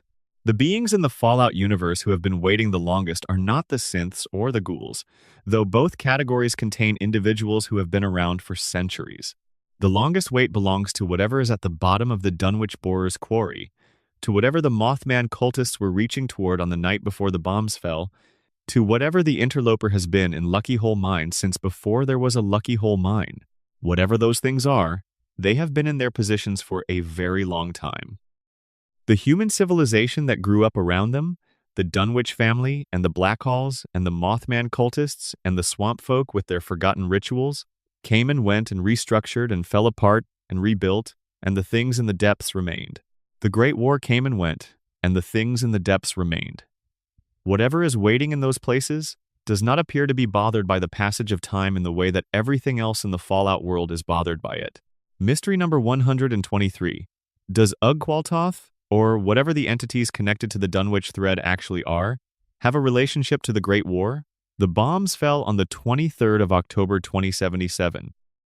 The Dunwich family had been pursuing their excavation project for years before that.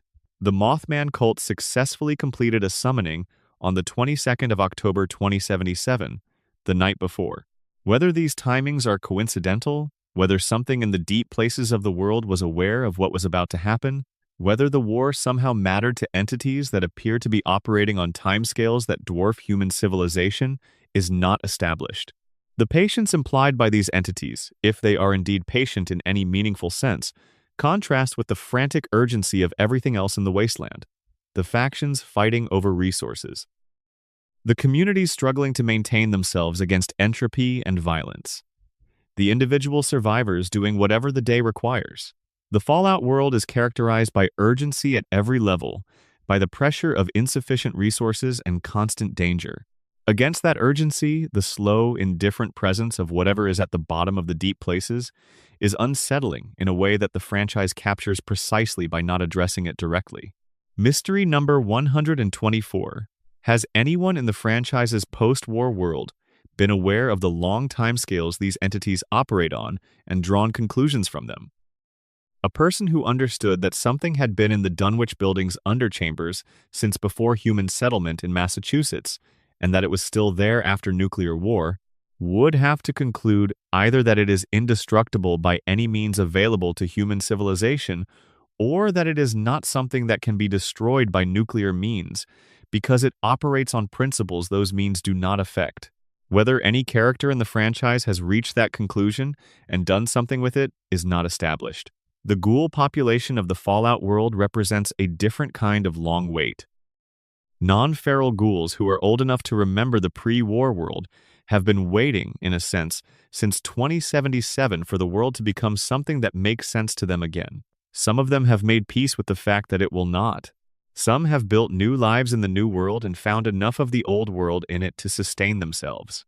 Some are clearly still processing a loss that they have had 2 centuries to process, and that has not gotten easier.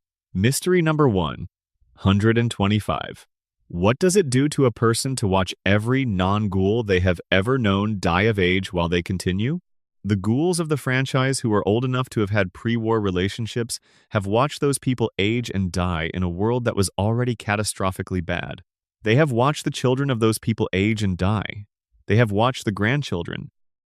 Whether this is experienced as a form of sustained bereavement, as a gradual detachment from the human timeline, or as something else entirely that the franchise has never given name to, is one of the deeper questions the franchise poses without addressing. The franchise's most sustained examination of what very long life does to a person comes through Raul Tejada in New Vegas. Raul is a ghoul who was born in Mexico in the 1970s, before the Great War, and is now somewhere over 300 years old. He has had multiple lives across that span. He remembers the pre-war world. He remembers the immediate aftermath. He has watched civilizations form and collapse in the 2 centuries since. By the time the courier finds him, he has settled into a kind of practical acceptance that functions well enough until his companion quest starts asking him to examine it. Mystery number 126. What does Raul Tejada's existence mean for the outer limit of what a ghoul can experience? If he is over 300 years old when the courier finds him, and if ghouls are effectively immortal barring violence, how much longer can he live? If he survives the events of New Vegas and the subsequent decades, he may be approaching 400 years old by the time any sequel game is set. He is a walking accumulation of history with nobody to tell it to. The Fallout franchise does not like easy endings. The endings it provides in the narrative, the faction victories, and the environmental changes and the epilogue slides are always partial, always qualified, always connected to questions they do not answer. The most it ever offers is a good choice among imperfect options, a decision that makes things somewhat better in some ways, while leaving other things still broken and still uncertain. This is a philosophical position, not a limitation. The franchise has decided that the honest thing to offer is complexity rather than resolution, and it has been consistent about this across 30 years of games.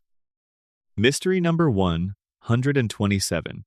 Will the Fallout franchise ever provide a moment of genuine, unqualified optimism about the future of the wasteland? The tone of the series maintains a specific balance between bleak and hopeful, never letting either fully win.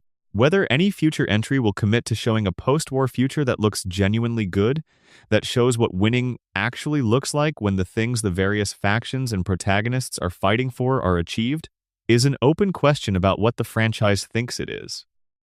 Section 18. The things players never ask. There is a layer of the Fallout games that exists independently of whatever quest lines and factions and combat scenarios the developer intended as the primary experience. It is the layer produced by the combination of an extraordinarily detailed world and players who wander that world without a specific destination in mind. This layer is full of things that the developer did not expect to be noticed. Consider the ambient conversations that play between NPCs in the settlements and towns of the Fallout games. Diamond City Market in the morning, the Megaton Common House at night, the bar in Freeside when nobody is starting trouble. These conversations are procedurally generated from a pool of lines, which means no developer sat down and wrote a specific conversation for a specific moment. What the developers wrote were the individual lines, and then the game's system assembled them in ways that sometimes produce exchanges of remarkable specificity and plausibility. Mystery number 128. Are there ambient conversations in the Fallout games that were not intended by any individual developer?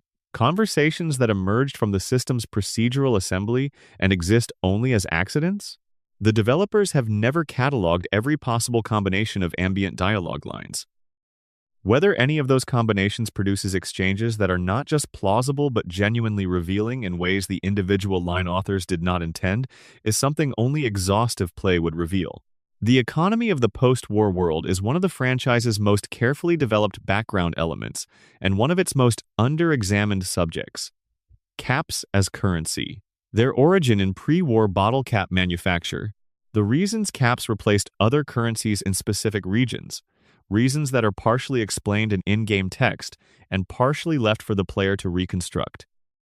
The caps economy requires a level of institutional trust to function, a widely shared belief that these small metal discs have value, and the question of how that belief was established and maintained across a hostile and fragmented landscape is genuinely interesting. Mystery number 129. Who decided caps would be the primary currency of the post-war West, and how did that decision propagate across communities that had no formal communication with each other? The new California Republic eventually adopted Nuka-Cola caps as the standard currency and backed them with purified water reserves, giving the currency actual exchange value.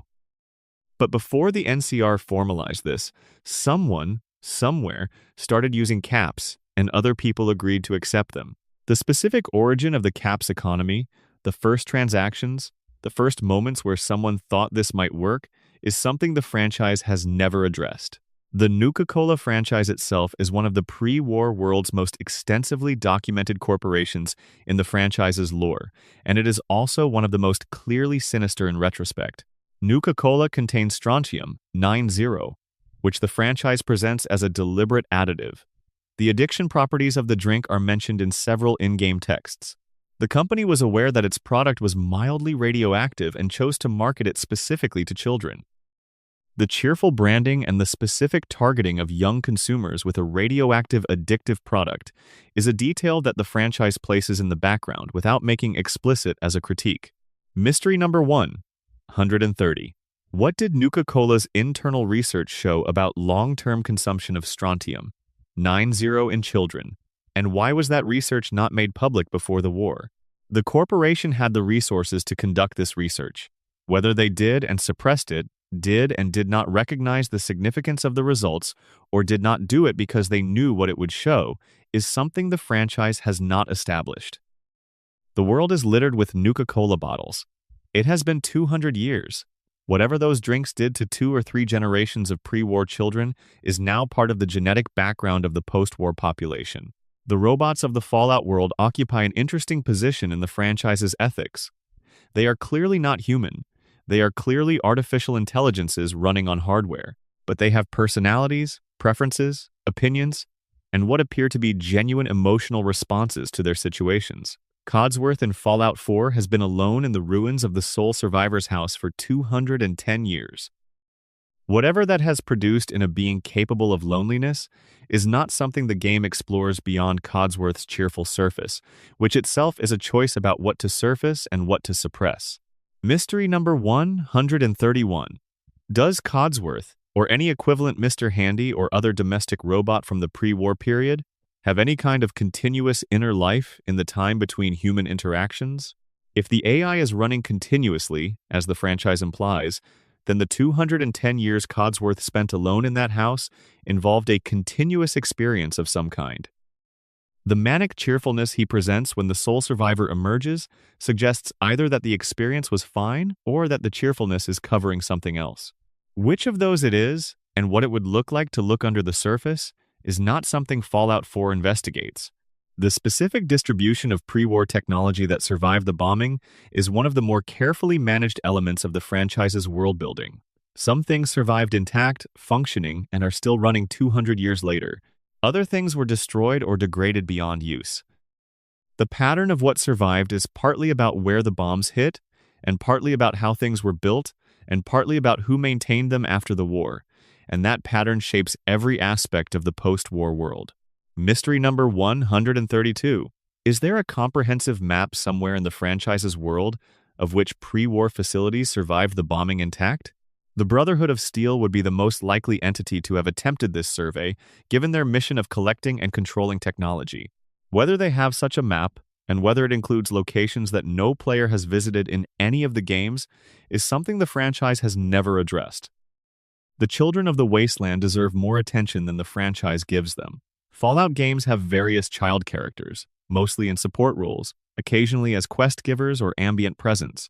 What the games never fully examine is what it means to grow up in the wasteland, to have the ruins as your entire point of reference, to know the pre-war world only as the thing that ended and left these particular ruins in this particular configuration. The adult wasteland dwellers, the ones who were born in the aftermath, did not lose a world they knew. They never knew a different world. What that means for how they process the ruins, for what the ruins mean to them, is a perspective the franchise has never fully inhabited. Mystery number 133. How do native wasteland-born children understand the ruins they live among? Their relationship to the pre-war world is entirely mediated by the ruins, by adult storytelling about what things used to be, by the artifacts they find and use without knowing their original purpose. Whether they experience the ruins as haunting, or as simply the landscape, whether they feel the weight of what was lost, or whether that weight is an adult import that they have not yet acquired, is something the franchise depicts in glimpses without developing. The overseer system in the vaults, the institution of a single person having total authority over a sealed underground community with no external checks on that authority, is one of the franchise's most consistently examined sources of institutional horror. Vault after Vault developed overseer pathology, the specific corruption that comes from unaccountable authority in a closed system. The cases where this did not happen, where overseers maintained functioning ethical authority for extended periods, are rare enough in the franchise that they deserve as much examination as the failures. Mystery number 134. What are the specific characteristics of overseers who maintained functional authority without significant corruption? The franchise documents many failures. The successful overseers, the ones who held together functioning communities for decades without descending into the specific pathologies that most vault political structures developed, must have had specific characteristics or made specific choices. What those characteristics and choices were, and whether they are reproducible in other contexts, is something the franchise has never examined. The Institute's FEV research in Fallout 4 continues work that began at Mariposa Military Base before the war. In the 2 centuries between those two programs, the FEV has had time to spread across the environment through the bodies of the creatures it created, potentially mutating in ways that no controlled research program was tracking. Whatever the Commonwealth super mutant population represents in FEV terms, it may not be the same virus that Mariposa was working with, modified by 2 centuries of environmental passage through multiple host species. Mystery number 135. Has the forced evolutionary virus evolved since the Great War? A virus that passes through multiple host species over 2 centuries in an environment saturated with mutagenic radiation would accumulate mutations of its own. Whether the FEV that the Institute was working with in 2287 is meaningfully the same organism as the FEV that Vault-Tec developed in 2075 is a question that has significant implications for what the Institute's research actually produced. The Fallout franchise's version of America in the years before the bombs has been the object of sustained critical attention within its own fiction. Characters in the post-war world comment on the pre-war society, usually with a specific quality of retroactive clarity. They can see what the pre-war Americans could not see about their own moment. The specific things they identify as failure points, the corporate consolidation, the resource competition, the nationalism, the willful blindness, are things that the game's creators built into the lore as commentary, and that the game's characters engage with as history. Mystery number 136. What do post-war communities think caused the Great War?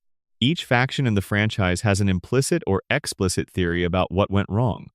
The NCR tends toward resource conflict as the primary cause. The Brotherhood of Steel focuses on unchecked technological development. The Children of Atom understand it as divine action. The Institute considers it a solved historical problem. Caesar's Legion sees it as the inevitable result of decadence. What the ordinary post-war person, the farmer or trader or scavenger who has not joined a major faction and does not have an institutional theory, believes about why the world ended is something the franchise has presented in fragments without synthesizing. The question of what the Fallout world looks like from space has never been asked by the franchise, and it is a genuinely interesting question.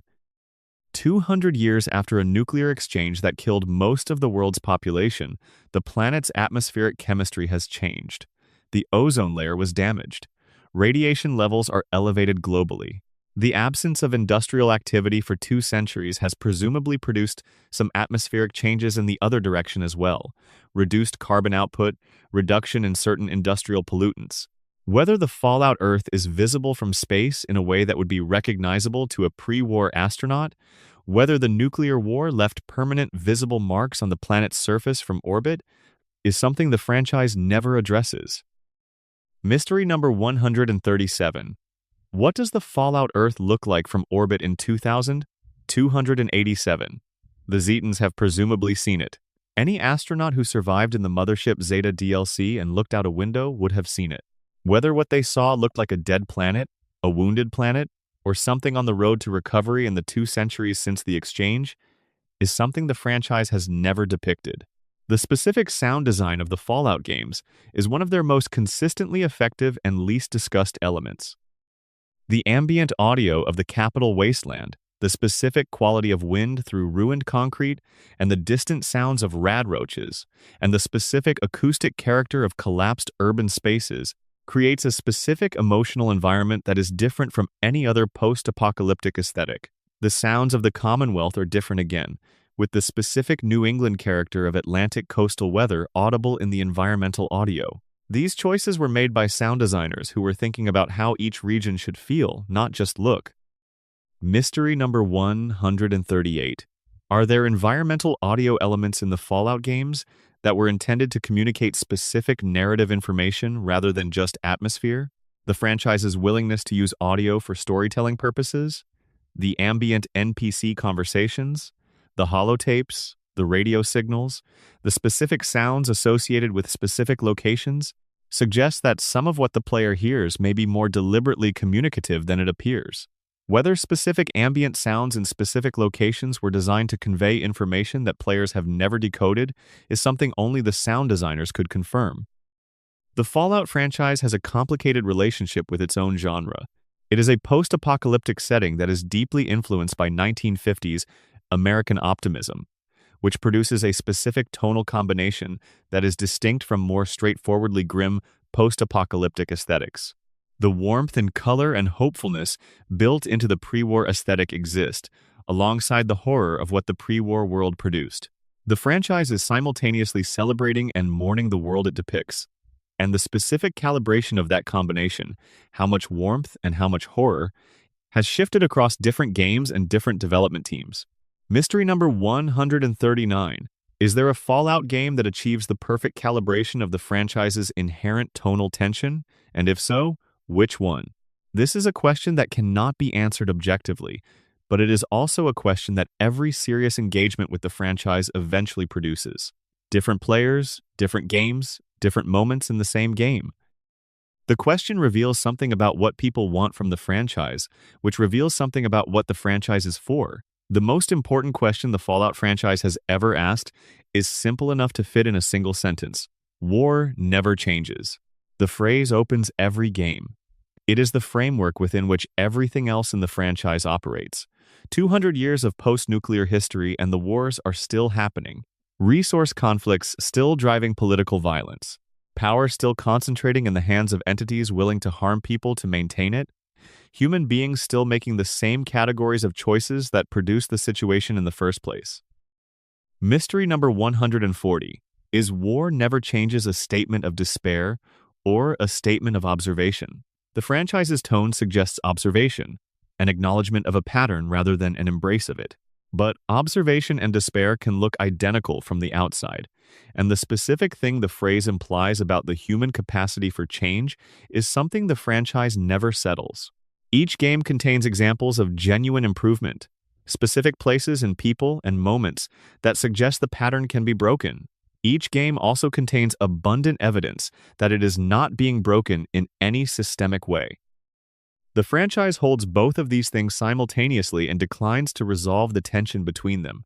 That tension is perhaps the most honest thing about the Fallout universe. Not the monsters or the ruins or the factions or the lore. The honest thing is that it keeps both possibilities open, keeps showing you that things could be different and that they are not, and leaves you to decide what you believe about why. Some mysteries do not have answers. They have the space where an answer would be, and what you put in that space tells you something about yourself. The wasteland is full of those spaces. That is why you keep coming back. Section 19. The questions nobody asks. Every fandom has its canonical mysteries, the things that the community returns to again and again because they are designed to be returned to. Who fired first? What is the mysterious stranger? What happened to the Bright Brotherhood's rockets? These are the questions the franchise has built structures around, the visible, load-bearing mysteries that hold up the lore. But there is another category of question, the ones that are not structured as mysteries because nobody built a terminal entry pointing toward them or a character asking about them. These are the questions that emerge from sitting with the world long enough to notice what is not there, what the franchise does not depict, what nobody asks. The specific absences that are too consistent to be accidental, but too quiet to be obvious. Why, for instance, does nobody in the Fallout world have a systematic theory of trauma? The wasteland is an environment of extraordinary, ongoing, and historical violence. Every adult in the post-war world has experienced loss at scales that would be clinically significant in any therapeutic framework. The specific psychological adaptations that communities in this environment would have developed, the ways people would have needed to process and normalize and make livable what they are experiencing, should be visible in the culture. Ritual, narrative, social practice, the mechanisms by which communities absorb unbearable things and keep functioning. Some of these are visible in the games. Most of them are not addressed. Mystery number 141. Does the Fallout franchise depict a realistic range of psychological adaptation to post-apocalyptic conditions? And if not, what is the most significant gap? The question is not whether the games are psychologically accurate in their portrayal of individual characters, though that is interesting. The question is whether the social and cultural practices visible in post-war communities reflect what we know about how human communities actually process sustained collective trauma. And the answer is that they sometimes do and often do not, and the gap between the depiction and the reality reveals something about what the franchise is willing to show. Why does nobody in the Fallout world seem to dream? This is a small observation, but a specific one. The holotapes and terminal entries and NPC dialogues that fill the franchise's world are rich with surface experience, with what happened and who did it and what it felt like in the moment. They are almost entirely absent of the inner life that happens in sleep. Dream accounts, the specific way that the mind processes what it has experienced during waking hours, would be a rich source of evidence about how post-war people understand their own experience. But dreams as a subject appear almost nowhere in the franchise's text. Mystery number 142. Is the absence of dream accounts in the Fallout franchise's holotapes and terminal entries meaningful? Or is it simply a product of the genre conventions the franchise operates in? Post-apocalyptic genre fiction has historically been more interested in the external challenge than the internal life. Whether the absence of dreams in Fallout's text is a deliberate artistic choice, an oversight, or a consequence of genre convention is something that the franchise's creators have never addressed. Why does nobody in the Fallout world have a systematic philosophy of memory? The holotape is, among other things, a technology for extending memory beyond the capacity of individual humans. The people of the pre-war world and the post-war world have been using this technology for memory storage, for leaving accounts of what they experienced. But nobody in the franchise seems to have developed a philosophical framework for thinking about what this means. What is the relationship between the person who made the recording and the recording itself? When you listen to a holotape made by someone who is now dead, are you hearing a person or a representation? The franchise raises this question implicitly in every holotape of a dead person you find and never addresses it explicitly. Mystery number 143. What does the pervasiveness of holotape technology in the Fallout world imply about its society's relationship to memory and death? The ability to preserve voice and words past the death of the body is a kind of immortality, and the cultures that have access to this technology in the real world have developed philosophical and religious frameworks for thinking about what it means. Whether the Fallout world has developed equivalent frameworks, whether there are theological debates about the status of recorded voices, whether there are communities that treat certain holotapes as sacred objects or dangerous ones, is something the franchise has never examined. Why has nobody in the post-war world systematically studied the pre-war world's cultural production as artifact? The music that plays on the radio stations is evidence of a specific moment in human cultural history. The films referenced in the franchise, the books that survive in certain locations, the advertisements and corporate communications and political documents that are still readable on pre-war terminals constitute an archive of a society that does not exist anymore. The followers of the apocalypse preserve practical knowledge. Nobody appears to be doing cultural history. Mystery number 144. Is there a post-war equivalent of a humanities discipline anywhere in the Fallout world? Engineering survives because it is necessary. Medicine survives because it is necessary. Whether literature, history, art criticism, philosophy as distinct intellectual disciplines, with practitioners and methodologies and institutional homes exist anywhere in the post-war world, is not something any game has addressed. The academic humanities depend on institutions to sustain them, and the post-war world has very few institutions capable of sustaining anything other than survival-critical knowledge. Why does nobody seem surprised by things that should be surprising? A player character walking through the Commonwealth and encountering a pre-war industrial robot that is still functional after 200 years, still doing its programmed task, should produce in the people nearby a reaction that reflects how extraordinary that is. Instead, the functional pre-war robots are simply part of the landscape, accepted, expected, accommodated. The normalization of extraordinary things is one of the realistic touches in the Fallout world, the way that humans always acclimate to whatever they grow up in. But it also means that the extraordinariness of the post-war world is visible only to the player character who brings a pre-war reference frame to things that the native post-war characters have never had cause to find remarkable. Mystery number 145. What things about the post-war world would surprise the people who were born into it if they were somehow able to compare it to an objective baseline? The native-born post-war characters do not have access to a pre-war reference frame. They cannot know what is extraordinary about their world because they have no other world to compare it to. Whether there is anything in the wasteland that native-born characters have noticed as strange, as requiring explanation, as not fitting the patterns they have developed for understanding their world, is a question the franchise has never pursued from that perspective. The food systems of the post-war world are one of the franchise's most consistently under-examined elements. Where does the food come from? The cap merchant economy requires people to have caps to spend, and caps require labor or trade to acquire, and labor requires caloric sustenance. The circular problem of how post-war communities actually feed themselves at the macro level, how the caloric needs of the wasteland's surviving population are met across a 2-century history of reduced agricultural capacity, is something the franchise glosses in favor of more plot-relevant concerns. Mystery number 146. What do most people in the Fallout world eat, and how is that food produced at the scale required to support the populations the games depict? Some communities grow their own food, Trade routes carry some food between settlements. The specific mechanisms by which the wasteland's total food production is sufficient to prevent mass starvation in regions away from the most heavily cultivated areas is not addressed. The franchise depicts hungry people and food as a resource, but the macro-level food system that underlies the micro-level scarcity is never shown. The Fallout franchise has now been running for nearly 30 years. In that time, the games have depicted specific events, established specific characters, built a specific internal history, and created communities of players who have engaged with all of this material over that same period. The franchise has its own history now, a history of how it has been received and interpreted and argued about and built upon by the people who have cared about it. Mystery number 147. What will the Fallout franchise look like 30 years from now? The question is not purely speculative. The franchise has already transformed significantly from its origins in 1997 to its current state.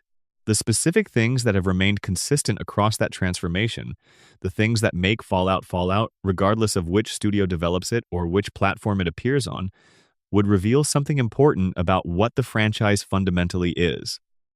The things that have changed would reveal something about what the franchise was responding to in each period of its development. The Wasteland has been built by many hands over 3 decades. It is not coherent in the way that a single author's work is coherent. It has seams and contradictions in places where 2 different developmental periods versions of the world are visible in the same space. But it has something that coherence alone does not guarantee. It has weight. The accumulated detail of 3 decades of world building, the specific texture of an imagined history that has been contributed to by hundreds of artists and writers and designers across multiple development teams, produces a thing that feels like a real place, in a way that more internally coherent fictional worlds sometimes do not. Mystery number 148. What is the thing that makes the Fallout world feel real, despite all its inconsistencies? Every long-running franchise has inconsistencies. The ones that survive and grow in the cultural memory are the ones that produce a feeling of reality anyway. The Fallout world produces that feeling. What exactly produces it? The visual design, or the ambient audio, or the density of detail, or the tonal balance, or some specific combination of these things, is a question that criticism and analysis approach from different directions without fully answering. The final mystery is not really a mystery at all. It is a question dressed as a mystery. And the question is this: why do we come back? Why, after completing the main questline and seeing the ending slides and letting the credits roll, do we load an earlier save and keep walking? Why do we walk the same roads we have already walked, pick through the same ruins, listen to the same radio stations playing the same songs? The Fallout world ends every time you finish a game, and it does not change when you go back to it. The ruins are still there. The survivors are still there. The questions that were open when you started are still open. Mystery number 149. What specific quality of the Fallout world makes it a place people want to keep inhabiting? Games with better mechanics, better narratives, better graphics, more original settings have not produced communities that return to them with the specific quality of devotion that the Fallout franchise inspires. Something about this particular combination of elements, the nuclear aesthetic and the environmental storytelling, and the specific weight of the history it depicts, produces an attachment that goes beyond enjoyment of the game. The Fallout world becomes, for its most devoted players, something like a place they have actually been. Mystery number 150. What would the Fallout world be like if the bombs had never fallen? The franchise is built on the specific configuration of a world that was moving toward catastrophe and then achieved it. The counterfactual, the world where the resource wars ended differently, where Vault-Tec never got its captive population, where the forced evolutionary virus was genuinely terminated or genuinely developed into something useful, is a world that exists in the negative space of every decision the franchise's history depicts. The Fallout universe in which nothing went wrong is by definition not a Fallout universe. But the specific parameters of the near miss, how close the world came to not ending, and what would have been different if the chain of failures had broken at any particular link, is a question the franchise has never explored. The Wasteland is patient with its secrets. It has kept them for 200 years. It will keep them a while longer, but it leaves enough traces, in the notes and the holotapes and the bones and the ruins, to confirm that someone was there. that things happened, that it mattered. Keep wandering. Section 20 Final Transmission. The radio in the capital wasteland plays Three Dog's voice between songs, and Three Dog has opinions about everything happening outside the studio window, delivered with the specific warmth of someone who has decided that connection is more important than accuracy and usually manages both. He is aware that most of his listeners are people scraping by in circumstances he cannot fully imagine from a reinforced room at the top of a broadcast tower. He broadcasts anyway. He names things. He assigns them meaning. He tells the people of the capital wasteland that they are worth telling things to, that what happens to them is worth describing. It is, when you think about it, an extraordinary act of faith in people who have very little reason to maintain it. The radio is one of the things that did not need to exist in the post-war world. You do not need radio to survive. You do not need it to trade or grow food or defend a settlement or organize a faction. It serves no practical survival function. And yet almost every region in every Fallout game has a radio station, has someone who decided to maintain a transmitter and find something to say, has someone standing in a booth somewhere talking into the dark, on the assumption that the dark contains people who want to listen. Mystery number 151. What does the survival of post-war radio broadcasting tell us about the things human beings insist on preserving, even in catastrophic circumstances? The radio is evidence of something that is not practical. It is evidence of the specific human need to make meaning and share it, to tell people about the world they live in, to maintain the sense that what is happening is worth describing. In every Fallout game, someone rebuilt the radio not because they had to, but because they thought it mattered. The end of every Fallout game is never quite an ending. The ending slides describe futures that remain in motion, factions that will keep fighting or keep building or keep collapsing, regions that will change in ways the ending slides can only gesture at. The Courier does not settle the Mojave. They shape its trajectory for a while. The Lone Wanderer does not fix the capital wasteland. They change some things and leave other things exactly as they were. The Sole Survivor does not rebuild the Commonwealth. They alter some of its structures and walk away. The games are very honest about this. They do not promise closure. They promise that your choices shaped something, and then they let the world keep being a world. Mystery number 152. What happens to the player character after the credits? Every Fallout protagonist eventually stops being the protagonist. The Lone Wanderer is out there, somewhere in the capital wasteland, presumably still alive, no longer at the center of anything in particular, having been the most important person in the region for a while, and then returned to simply being a person. What that feels like, what a person does after being the protagonist, is something the franchise has never shown. The wasteland is, in the end, a metaphor for something that is not quite any single thing. It is what loss looks like at scale. It is what happens when a civilization cannot stop doing the thing that is destroying it. It is what happens when you build something carefully and then hand it to people who are capable of anything.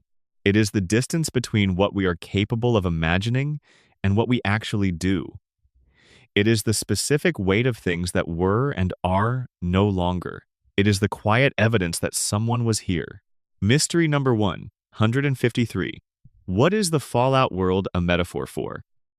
The franchise has been interpreted as a commentary on American militarism, on corporate capitalism, on nuclear anxiety, on the specific psychology of the Cold War generation, on the myth of progress, on the nature of violence, on what we owe the future. It has been all of these things at different times and in different games and for different players. Whether any of these interpretations is the right one, whether the franchise means something specific or means whatever you bring to it, is the final open question. Every mystery in this list leads to the same place, not to an answer, but to the specific quality of attention that the wasteland rewards. The willingness to look at a bottle of wine with the cork still in and understand without being told. The patience to follow an audio log down into the dark. The instinct to read a skeleton's posture as a story. The Fallout world was built to reward that kind of attention. Every version of it, across every game across 3 decades, was built by people who believed that a ruined world could contain more meaning than a pristine one. That loss preserved in careful detail is worth the preservation. They were right. The wasteland still has things to show you. Go look. End of script. 101 Fallout mysteries to fall asleep. Total mysteries: 101 core mysteries, 153 extended questions, spanning 20 sections across Fallout 1, 2, 3, New Vegas, 4, 76, the Amazon TV series, and supplementary canonical media. For 11 Labs voiceover, no special characters, no M-dashes, no parentheses containing technical directions. Apostrophes replaced with standard marks throughout. Estimated runtime at moderate pace, approximately 4.5 to 5.5 hours. Appendix: the shape of absence. There is a technical term in archaeology called negative evidence. It refers to the things that are not there. The absence of certain types of pottery at a site tells you about trade networks. The absence of certain kinds of bones tells you about diet. The absence of certain marks on tools tells you about manufacturing techniques. What is not there is evidence in the same way that what is there is evidence, and reading the absences correctly requires as much skill as reading the presences. The Fallout franchise's negative evidence is extensive. Nobody in the post-war world has produced a systematic cartography of the new landscape, charting not just the ruins but the specific ways the landscape has changed. The rivers have shifted courses, the coastline has changed, the ecology has reorganized around the new reality. Whether the post-war world's geography is systematically different from the pre-war one in ways that the games have not fully depicted is something that the franchise implies but does not address. Mystery number 154. What has the Great War done to the North American landmass at a geological level? Nuclear detonations at the scale of the Great War would have produced significant local environmental changes. The crater at Megaton, the glowing sea, but the long-term geological effects, subsidence, soil chemistry changes, hydrological modifications would extend far beyond the immediately visible effects and would still be ongoing 2 centuries later. Nobody in the post-war world keeps track of the date with any great reliability. The faction calendars, the occasional timestamps in terminal entries, the references to years that characters make, are internally inconsistent in ways that suggest that timekeeping has fractured along with everything else. Whether the wasteland has a unified sense of what year it is, or whether different regions and communities are operating on different calendars that have diverged in the 2 centuries since any central timekeeping authority existed, is something the franchise has never addressed. Mystery number 155. What is the post-war world's relationship to time? The pre-war world had standardized time zones, official calendars, synchronized clocks. The post-war world has none of these institutional infrastructure elements.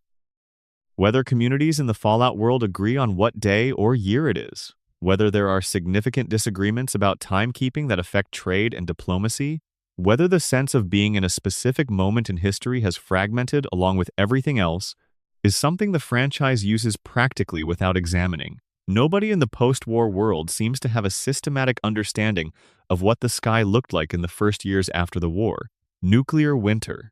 The specific atmospheric effects of a large-scale nuclear exchange would have been visible in the sky for years after the bombs fell. The survivors in the vaults and on the surface would have seen something in the first years after emerging that no one sees anymore, the specific quality of light through dust-laden post-nuclear atmosphere. Whether any record of that specific visual experience survives, whether anyone thought to document what the sky looked like in 2078 or 2080 or 2090, is something the franchise has not addressed. Mystery number 156. What did the sky look like in the first years after the Great War, and does any record of it survive?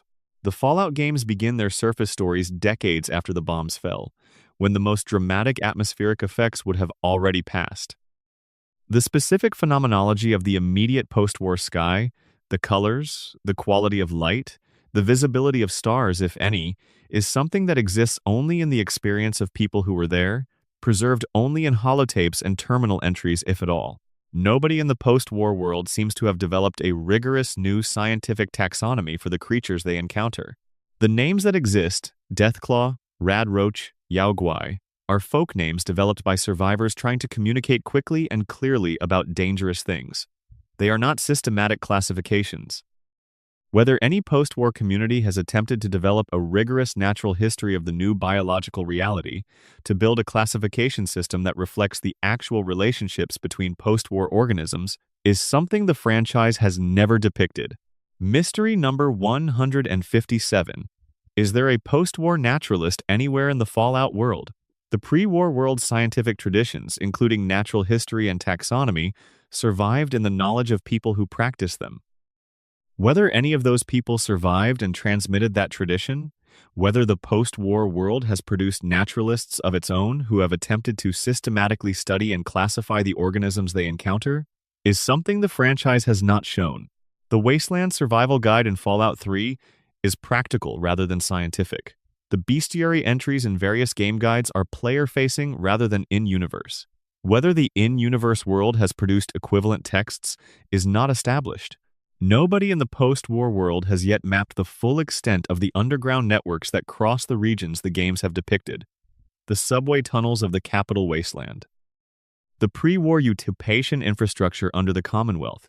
The cave systems of Appalachia. The Vault network itself, which has tunnels and connections that are only partially depicted in the games. Whether there is a complete map of what exists underground in any of the regions the franchise has depicted, whether anyone has attempted to comprehensively chart the subsurface world, is something no game has addressed. Mystery number 158. What exists in the underground spaces of the Fallout world that has never been found? The franchise consistently uses underground space as a location for secrets and horrors and history. Whether the full extent of the underground, the parts that no questline has sent you to and no treasure map has pointed toward, contains things that the player has never encountered, is something only the game's data could confirm. These final questions are not designed to be answered. They are designed to demonstrate that the Fallout world has not run out of things to notice. After 30 years and a dozen major releases and more modded content than any team could count, the franchise has more unexplored space than explored. The mysteries listed in this script are a fraction of the questions that serious engagement with the material produces. The wasteland is not a finite thing. It keeps generating new questions from the same material, the way that a real place keeps generating new questions from the same physical reality. That is the deepest compliment you can pay to a work of fiction. It feels real enough to be inexhaustible. Go back to sleep. The wasteland will still be there when you wake up.